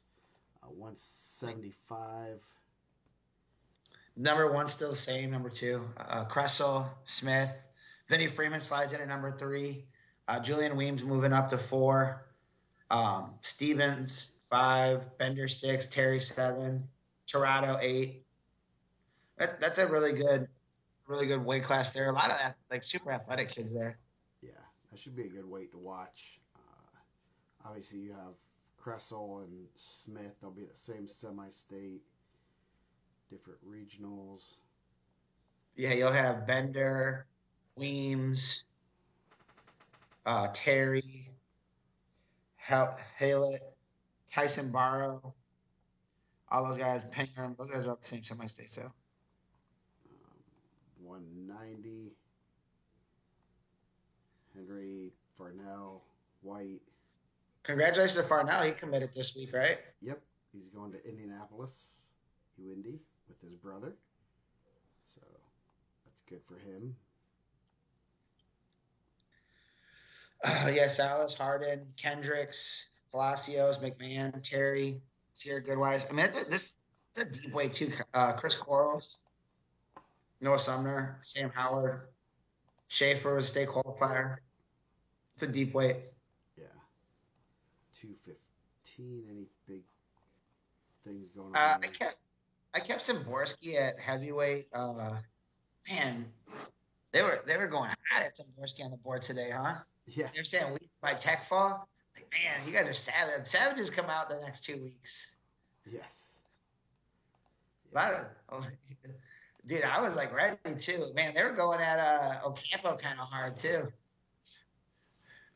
Yeah, that's tough when you're looking at schedules and seeing what you can't always be able to find all the good wrestlers. You can wrestle a decent schedule and never wrestle someone good. Yeah.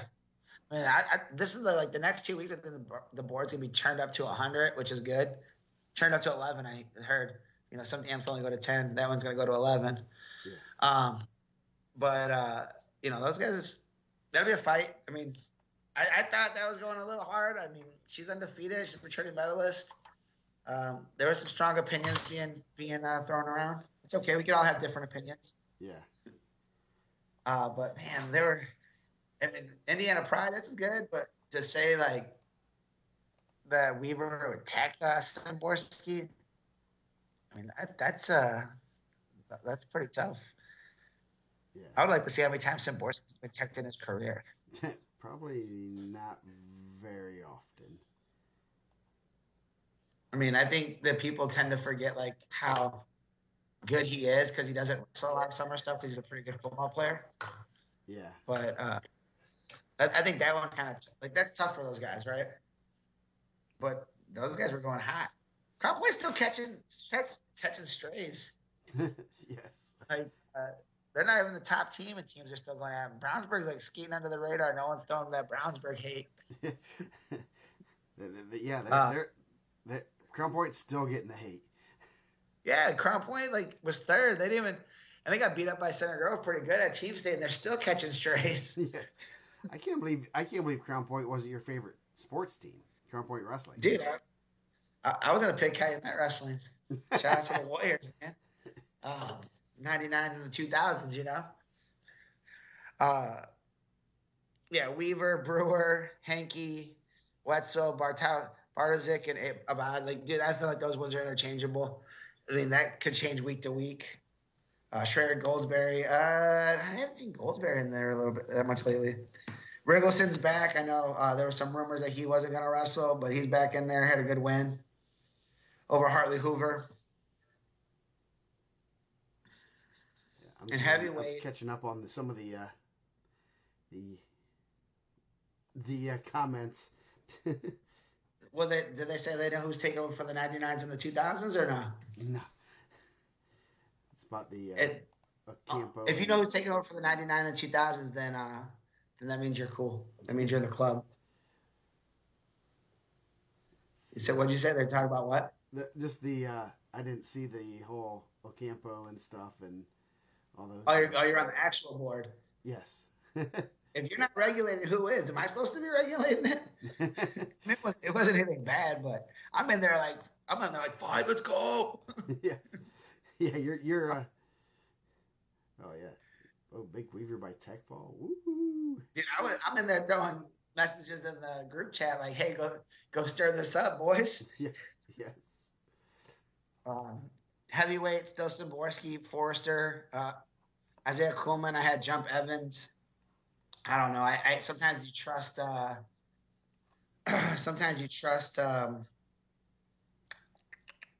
Caleb that he does a good job. He's had Coleman the whole number one the whole year. Hazel 5, Hillman Conley 6, Kaufman 7, Alan Ortiz 8, Bashende 9, Roll 10. I did find out after we put the rankings out, Sean Murphy of Terre Haute South senior is out for the year. So, it's kind of sad. I mean, anytime you see a senior lose it to injury, or I mean, I didn't say injury, but anything other than wrestling, always tough. Yeah, I like the picture of Declan Guard. It looks like he's about 150 pounds in that picture. I know, me too. Man, someone else I thought was like they look pretty lean. Who else has a picture in there that is not real big? Not Keegan Maurer Shields. That dude is big. Forrester looks kind of small in that one. I don't know. It must be the angle. That's what I was thinking. Who else doesn't look very big in their picture? There was someone else. I was like, we gotta get this guy an updated one. Yeah, I have updated ones I need to put up there. Caden Brewer looks kind of tiny in his.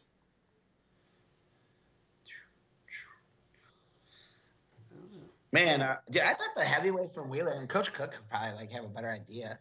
He went down to 215. I thought he was pretty big at 285 last year. Mitch Krolakowski. Yeah, I thought he's a pretty big heavyweight. I'm sure he's pretty big at 215, undefeated. Yeah, he looks sneak pretty good size unless he's short, but yeah. Flex on him. So, should be some, next week, last rankings update next week. Yeah. I mean, I was kind of slow getting them out this week. Yeah. Because I believe the sectional seating meetings are Wednesday, if I'm not mistaken. They moved them to Wednesday. Are you planning on maybe trying to get one more, like 2 sets out, maybe one set and then minor corrections with sectional ones, or? Yeah, I think the sectional ones would be more like guys dropping weights or moving guys around. I think we have a pretty good grasp on where guys are at. Yeah. But I'll try to get this weekend. I don't got anything going on this weekend. Yeah. Just watching football. Who you got, the Chiefs or the Bills? Well, the Chiefs always have the refs on their side. Man, they do. But this crew doesn't really like the Chiefs, they said. Oh, well, that's good. They finally got it. It's hard to go against the Chiefs, honestly. They find a way to win those games, but kind of would like to see I'd like to see the Bills win a title for once. Not me. Not you. I don't want to see those. I don't want to see those knuckleheads jumping. I tell everyone I didn't like the Lions either. I don't want to see those knuckleheads jumping through tables. Chiefs. Chiefs by a touchdown. Man, what did Thurman Thomas do to you? What did Jim Kelly do to you? Kept the Oilers out of the Super Bowl, man. They didn't let the AFC be represented by good teams. You know, man, we should have did the top 5 teams you hate the most. We can do that. Like, you know, next week. Man, do you know what team I hate the most of any team? Man, I do not like the Dallas Cowboys. Oh, wow. Man, what team do I hate the most? I hate the Dallas Cowboys more than I hate the Green Bay Packers, honestly.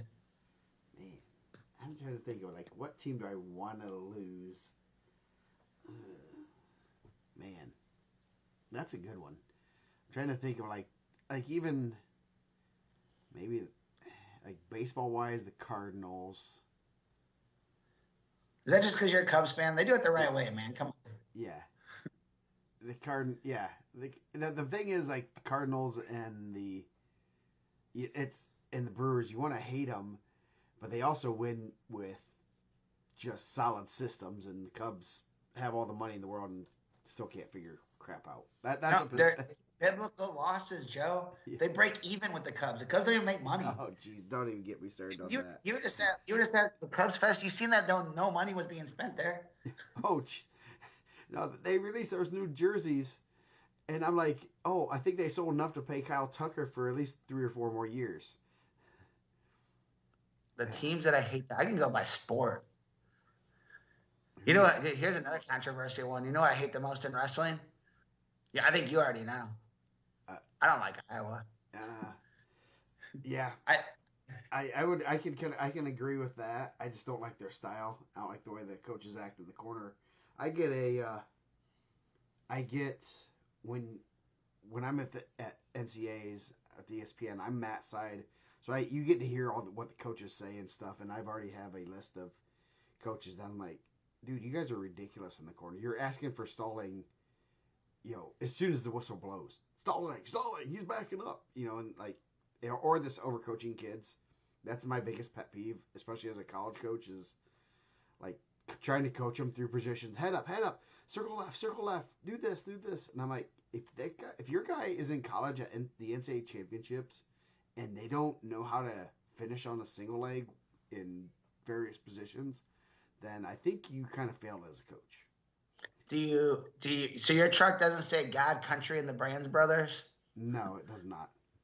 I thought it did. No, wrong truck. I sold that one years ago. Those are 2 controversial picks for me on my most hated list. Yeah, I don't. Yeah, see, I won't. I'm not gonna shed a tear if the Cowboys lose, for sure. If when they lose, I laugh because they have so many fans, and it's kind of like, kind of like those teams. They're the teams that are supposed to win, and they claim they have all the fans from all over, and then you have people from Indiana cheering for Dallas, and they have. I got my third. I got my third one too. What's that one? SEC football, man. I feel like Alabama, man. I have to hear this all the time. Alabama, come on, bro, overrated. Yeah. Yes. Oh yeah, Sanderson in the corner. He doesn't say very much. I can tell you from being in the corner for quite a few matches, the only match that he really was very vocal was Strachey and Virginia Tech guy, the first match. Mekhi Lewis. Mekhi Lewis, yes. That one he was very vocal in, but he was just saying something simple, and I want to say it was like left hand down, circle right, left hand down. It was something just stupidly simple, but you could tell that was a part of that game plan of just reminding him the nuance that he needed to do, and then he did what he needed to do. But it was really interesting because like I've never heard him be very vocal in the corner, and it was just like 2 very, very basic, very simple reminders just throughout that match of keeping that hand down, keeping holding that good position and stuff. So yes, Kale's a wizard, and whatever he does there is ridiculous. I didn't really want to be a bandwagon and say that they're one of my favorite teams because I love. I mean, if you don't like how their guys wrestle, you can't be a fan of the sport because they just get after it. Oh, yeah, man, that's why Bo Bartlett looks like a guy that scores a lot of points. Well, other than Bo Bartlett, Bartlett, but He seems super nice though. yeah. But we luckily we have someone like Jesse Mendez to cheer for there. Yeah.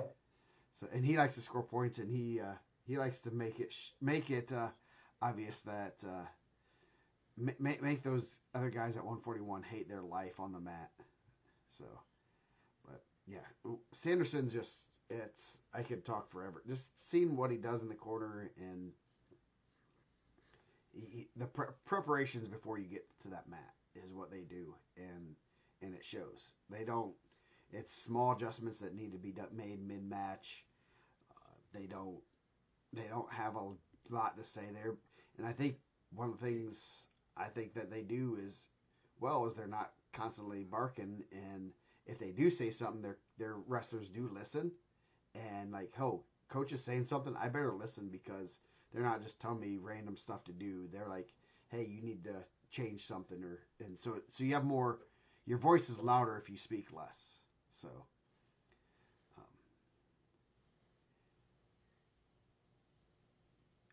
Incoming freshman rankings. we have a. We do have. I don't know if have they been updated the. Yeah, they're updated for right now. That's a hard one, kind of, because you never know who's gonna take a year. It's tough, Yes. man. That was my other day. I had like two notes. And we both have kids. I couldn't get my girls to like stay back a year if I wanted them to. There was no chance of that.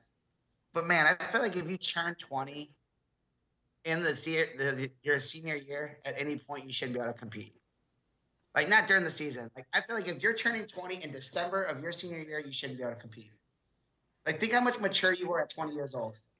Yeah, I was. I turned 20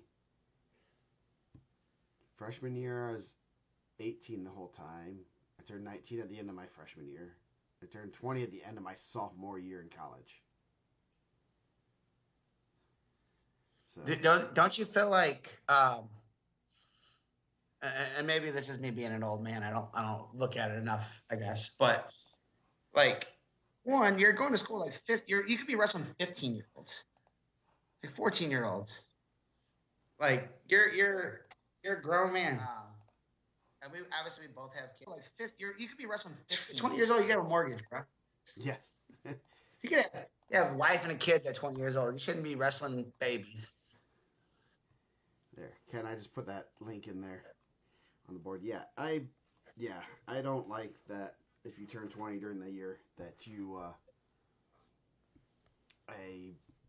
because the Indiana rule is you can't turn 20 before the state championship. So technically, if you were born March 1st, you could be 19 and 360 days on the day of the state championships and still be eligible. Yeah, and I think that's crazy, man, because you're still 20, like, I don't know. I just think it's crazy. So, like, the youth rankings kind of, like, reminded me that I wanted to talk about that. Yeah. So I think they have, like, some guys, 2-time holdbacks, and like, for sports, like, come on, man. Yeah, it should be, that's we always get that, random, we put a guy in the rankings early on and realize, you get word that he is back in 8th grade and wonder if they'll ever make it out of the 8th grade. So, man, I used to get like if I wasn't doing good in school, I did pretty well in school. Like, my parent would like threaten me. Like if I had like a C, they're like, "You want to get held back?" And I'd be like, "No, I'll be back." Now dudes are like, "Yeah, cool. I get 2 more years of high school." Yeah, my mom threatened to hold me back right as I was going into my freshman year, and I don't know why. I'm like, I get good grades. What is the purpose of this? You're just gonna separate me from my friends? Did you guys not have buses? Maybe she wants you to drive to school. When you're no, freshman, we had buses in the country. Plus, I could just ride my horse. if you're a freshman and you have your driver's license coming into high school, do you think you can get a parking pass still? Like, does that work like I that? don't know. I still wouldn't have been able to get my license until because I have a late July birthday, so I didn't turn. I was 17 when I graduated. Yeah, yeah, I think that. Yeah, so like, do you feel like that was? I mean, for you especially, I was 18, but do you feel like that was fair that you could have been wrestling dudes that were 20 years old, dudes that you'd been wrestling when you were a sophomore in college? Yeah, that'd been fun if I was a sophomore in college wrestling high school kids. That's yeah, like I don't know. It's just a weird topic. I think it's like a taboo topic that people don't want to talk about, but I uh, there are good reasons for holding kids back. I don't you know, but doing it for athletics or doing it especially for wrestling. I think if you're a good wrestler, you're a good wrestler. And Uh, I had a really interesting talk with Chad Red at NCAA's a couple years ago about that too, especially with the COVID stuff. That at some point, like your body stops recovering at the rate that it needs to recover, especially when you're in college rooms.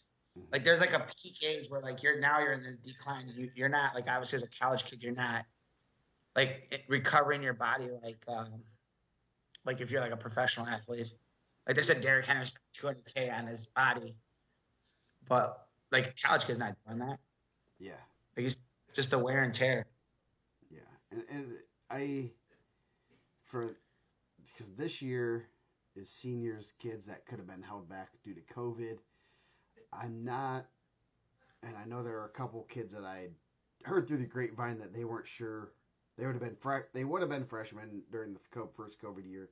They weren't sure what was going on if we were going to have a season, and they're kind of afraid of that. So I'm not Like in high school or college. in high school Yeah, because the COVID thing, like I get, man, it's a weird. I still don't think that you should hold your kid back for sports. Like if you're holding your kid, if you're having the conversation that I'm going to hold my kid back so he can be a better high school wrestler, um, I'll tell you the same thing I tell our girls. Like, there's not like a really avenue for you to be a professional wrestler. yeah, You're not gonna be a professional. Like go do what you're gonna do, compete, have fun, get your scholarship, and then go get your degree, and you're gonna be a professional accountant or doctor or bus driver or whatever you're gonna be.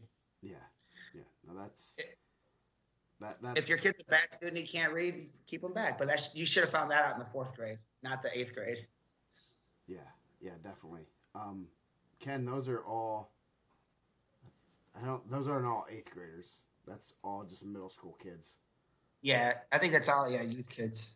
And Okay. I don't know if any of those kids are. I have no clue. I don't dig into that, but I think that's a general overall like problem. I wonder if that's like in other sports too. It Like is in other sports. I don't know like how. I know like basketball, like the top kids are trying to like like certify their like grade year so they can like get in quicker, Yeah, so you can get to the league faster. Um, but not a. I don't know. The thing is that that's for the extreme elite. What about those? I guess all state kids that are are going to get a D1 scholarship maybe. Dude, are you? Here's a real question as a parent. Let's say your kid's like just a good, like solid wrestler, and you hold him back twice. Let's say you hold him back because Rocco's little, right? Let's say you hold him back so he can grow into his mature man body, right? And he gets like a D3. You're not even getting wrestling money. Do you think it was worth it? No. So how do you even know? Like you're playing a long game that you're not even sure about. Yeah. Yeah. That's and you're playing a game that one injury and they're pulling all those scholarships offers. You Yeah. might win a couple state titles as a freshman, sophomore, and then you start not being able to wrestle because of injuries, and all of a sudden they're pulling that scholarship. If you would have wrestled as a freshman, you got third or fourth, then won two titles, they're giving you that scholarship then, and now you're kind of locked in. So, Yeah. I don't. Um. It's it's a. I understand a little bit of why you want it. You think you can do it, but I don't think it makes you any better. I really don't think people are. Maybe they're getting another state medal that they didn't think they were going to get. But then that's to me. I think that's honestly, it's telling a kid that you're not good enough to compete right now. As your true freshman year, that should be your freshman year, you're not good enough to compete, little Mikey. I'm going to hold you back because I I think you'll be won. better next year. Henry and Laurie were not doing that. They're trying to get me through that. They're trying to get me through high school as quick as possible. Yes. Yeah, I don't know. Like, I just think like the avenue for that, like you're not gonna be there's not a professional wrestling league. Like, I'm not talking about WWE or AEW. I'm talking about like actual collegiate wrestling that you can do after college. Um, so maybe you should focus on your degree instead of like state medals. Yeah. Dude, I hire a lot of people. I don't ever think I asked anyone ever like, oh, can you bring in your state medal so I can see if I need to hire you or not? Yeah. Yes. Exactly. You're going to get a lot further with your college degree in your hand than a state medal. Yeah, I don't know. It's a weird conversation. I know. Yeah. And I know it's a sensitive one because there's a lot of people in there. Middle school for life. You ain't lying, bro. Yeah. Because both my kids are young for their grades. My daughter is July 30th birthday. She'll be 17 when she graduates. I have jokingly said that was gonna hold her back for her freshman year, and yeah, if you have teenage daughters, you got that look, the death look that you better sleep with one eye open, bro. that was a joke. There was none of that. Yeah, they weren't having that. Yeah. I think like,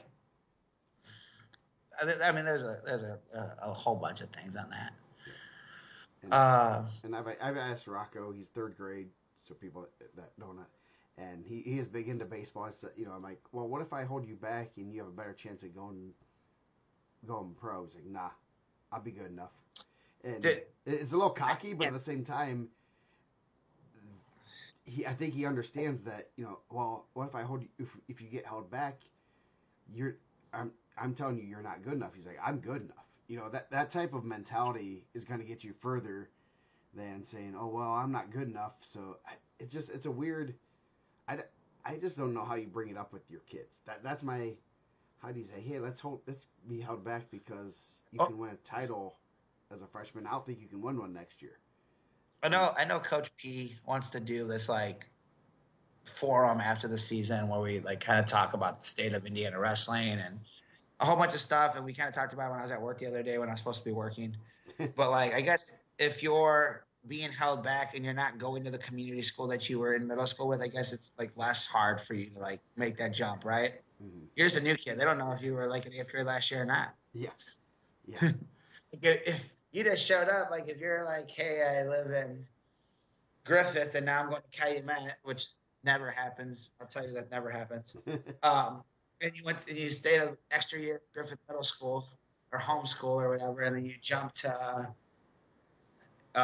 hey Noemi, if I could hold you back in 8th grade, would you have stayed one more year? Not. We have someone actively in the life playing high school sports, getting recruited that said nah, it didn't happen.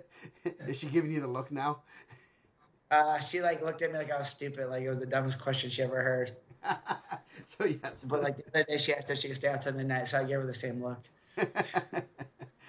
Yeah. But yeah, I think that's, I don't know. I think it's if you're like if you're legitimately being held back because you're a bad student and you need to be better, like I think that you can like have that like that happens, right? Like like some kids are just bad students, like you need an extra year. But if it's like a conversation about like your career, I think your priorities are wrong. Yes. I know of a state champ that was held back. Had a late birthday, so he started late and then got held back because of academics in kindergarten, first grade, just wasn't up to par and ended up being pretty old for his grade.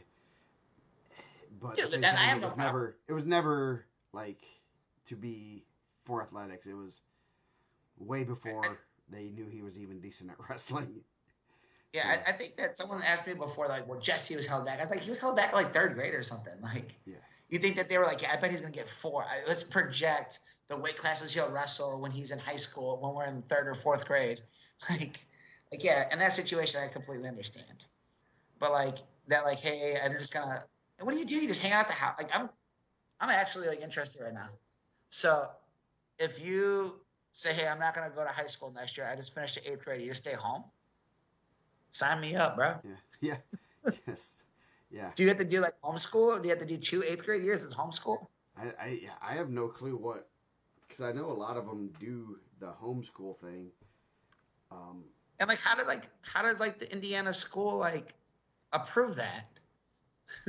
Like, if my kid misses one day of school, I'm getting like 6 emails that I didn't call her off in enough time. if you don't call, yeah, if you don't call them I in by paid 10 nine grand o'clock, for them to go there, yeah, and I paid 10 G's for them to go to the school.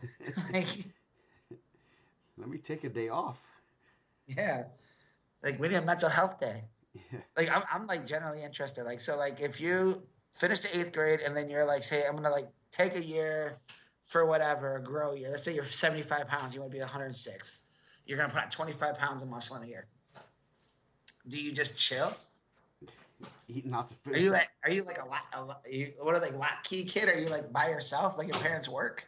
Yeah, I have no clue. Maybe they send you to. I know some people have gone to private schools for a year. They'll take you back. Your normal your school district will promote you unless there's something that you can't a verifiable I, reason. I think like someone told me that we were given like too much of the schools that like are getting transfers, too much love. Maybe colleges need to look at like why did you we had to give you a $250,000 scholarship. Why are you staying back 2 years? Maybe your grades aren't up to par. Maybe it's the Division One's problem. Yeah, yeah. That's a it's a fun. I'd like to hear more from the people that have done it, and I know some of the reasons. Some are size. I think some are just they But don't think they're in ready. that same breath, so let's get someone on that's saying that, and let's get Stefan Michigan, who was like 85 pounds when he was a freshman. Yeah. Did it stop him from being a world champion? He was in college for like 10 years. Like I don't know if it was 10 years. He He made had up like for it in college. he had like two Olympic red shirts, a red shirt, and like a COVID year. Like I mean, like he's just in a unique time, right? Like there's nothing you can do. Yeah, he But was. like that's just when he was in college. But Yeah, I'd be interested, like a guy like that who was really small coming in high school that just said, "Hey, I'm gonna go wrestle." yeah. And like, what's your goal? Is your goal to be a medalist? Like, okay, like, where's your goal to be a world champ or Olympic champ or Division One champ? I think that's kind of where the divide is. I think some people are very much of a I want to be a state champ, and Stefan's goal was always to be a world champ or even NCAA champ. When you're and that's kind of what the Lee brothers did. Nick Lee did really good at that. He's like he won one state championship. It wasn't that was just a part of the process. It wasn't he didn't care about winning state titles, or he would have gone different weights than Miocic and Red. Yep. And that the one year he won it, he was in the same way as Brayton Lee. And Yeah. unfortunately Lee got upset. So he would have wrestled in his 3 years, three of the all-time greats. Tony, he said he wants to know for a friend. Come on now. I don't know. It's an interesting conversation, I guess. Yeah. That went completely sideways. There was like two things I wrote down. I was like, man, I want to talk about Kevin wrestling scale, and I want to talk about like people being held back and Yeah. turning 20 in their senior year at any point. I think should be disqualified. Yeah. Joe said that they took online school during their holdback, but had to be eighth grade work again. So it was probably Joe better who? than Stanley. Oh, Evan was a holdback. Did he kill it? His mom's a teacher. She probably could teach it. I think she might teach at the middle school. I'm not sure. Yeah. So yeah, it's a no, it's a weird. I'd love to. I mean, obviously, we can't have that conversation with him on chatting and us do that, but it's an interesting thing, especially my son who's young. He could be held back 2 years and still be able to wrestle. not play baseball his senior year though. But I think there could be. I would almost say if you turn 20, you know, July 1st, or you have to be 19. There has to be, there could be a date, a July 1st or August 1st type date of you can't turn 19 before then or whatever. I don't. I'd have to look at exactly how to do that, but I think. Here's another question. As a dad, you're a dad, right? I'm a dad. If your freshman daughter said, "Hey, I have a senior boyfriend. He's turning 20 next month. He's gonna come by later," would you be cool with that? Nah, no, no, no. What if he's a senior though? Yeah. Not that he's like working at the mill making money, but what if he's a senior? No, that's an uncomfortable conversation. Yes, very much. So. And like, dude, like, I don't know. When you're 20, you shouldn't be. You're away from being in the bar. Yeah. If you're a black oak, you're going to the bar. Yeah. So Michael right now says that one extra year of holding a kid back could be a difference in a $200,000 scholarship versus having to take out a mortgage to pay your kid's college. I disagree. If you're a good wrestler and you're placing at national tournaments, placing that state isn't going to get you a $200,000 scholarship. Yeah. I'll say that. I will say, placing at state isn't getting you a full ride. So, what do you think the percentage is? Just like whatever. I don't know. I don't know the answer. I know from my personal experience, for the kids that are not missing an 8th grade across all sports to like what we're talking about in wrestling. Do you think the percentage is higher that they're getting more money for like the kids that are just going 8th grade into high school? Like overall, like you have a saturation of that, or the kids that are being held back? So I know my kid's a young senior, and she got a pretty significant softball scholarship. Yeah, I don't think that gives you an advantage, especially in a sport like wrestling, where it's national credentials that are going to get you the big scholarships. I'm looking at some of these, the wrestlers that are probably getting a lot of money, even like Hockaday is of normal age, I believe. He might have been, but he's not. He's wrestled nationally. He's placed at Fargo. He's placed at Super 32. That's what got him the money. It wasn't winning an extra state title.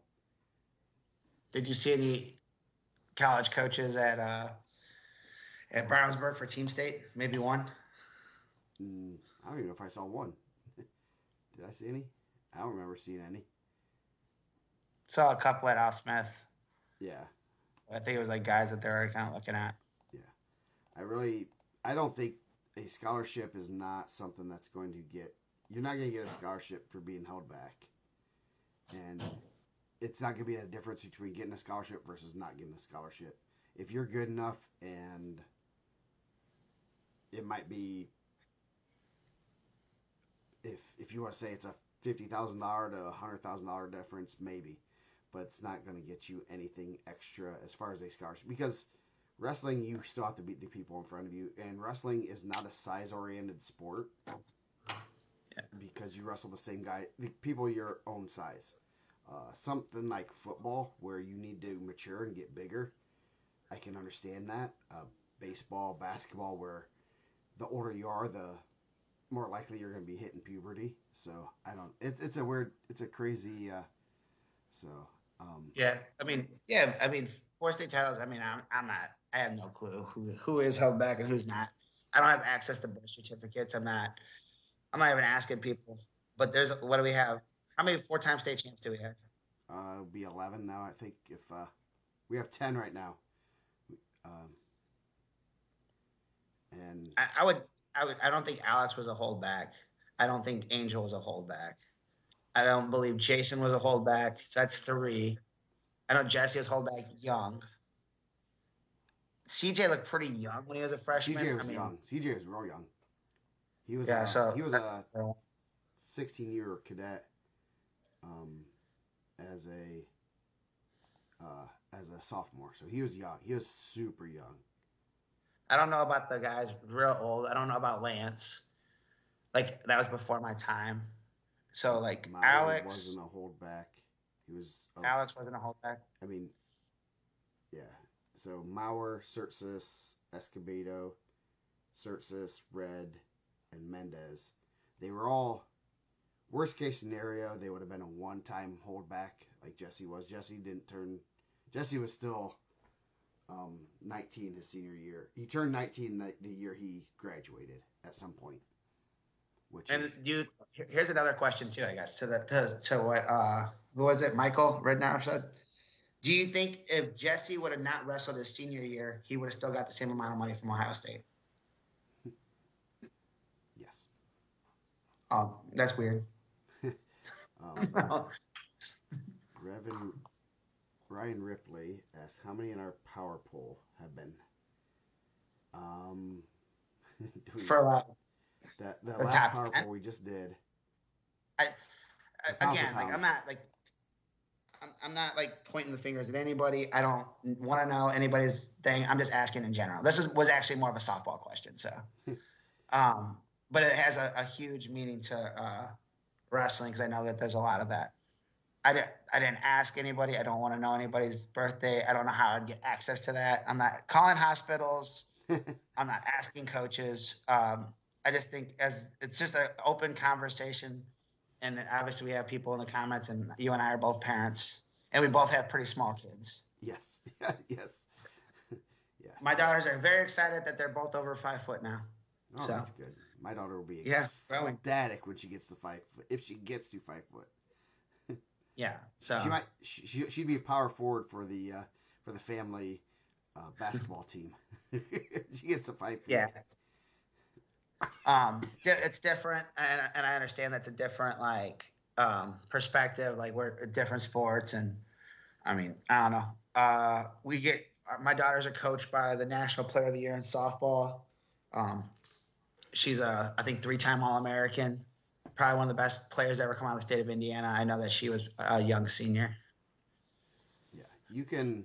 I'll just say, I kind of know off the top of my head, but I don't know. I'm not privy to the reasoning behind, and I don't want to say, well, this person was held back, and find out that they have a learning disability or struggling in school, and okay, then that makes sense. So you can kind of tell if you go to their track wrestling profiles and see when they wrestled 16U, 14U, that type of stuff, and kind of tell who's the little bit older. I don't feel comfortable doing that just because I don't know.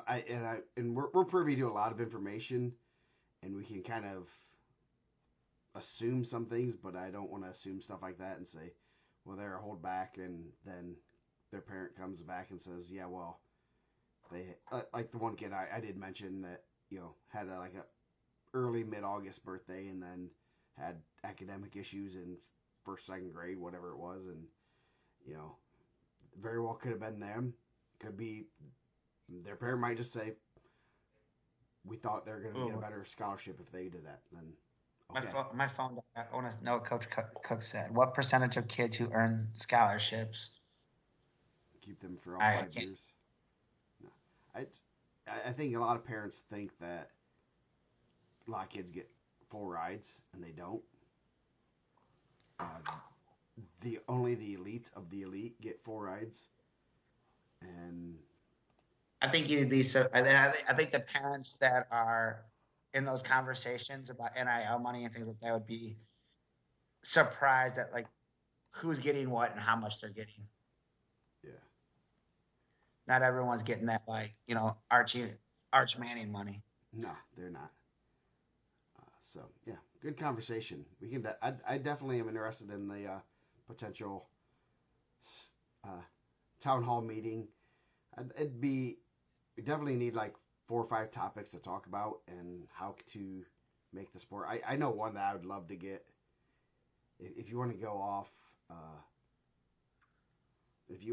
on a tangent, it's the varsity to teams that enter all these events. I think there should be a standard that if you are, you have to be like a top 20 team to send your varsity to a varsity event or your JV team.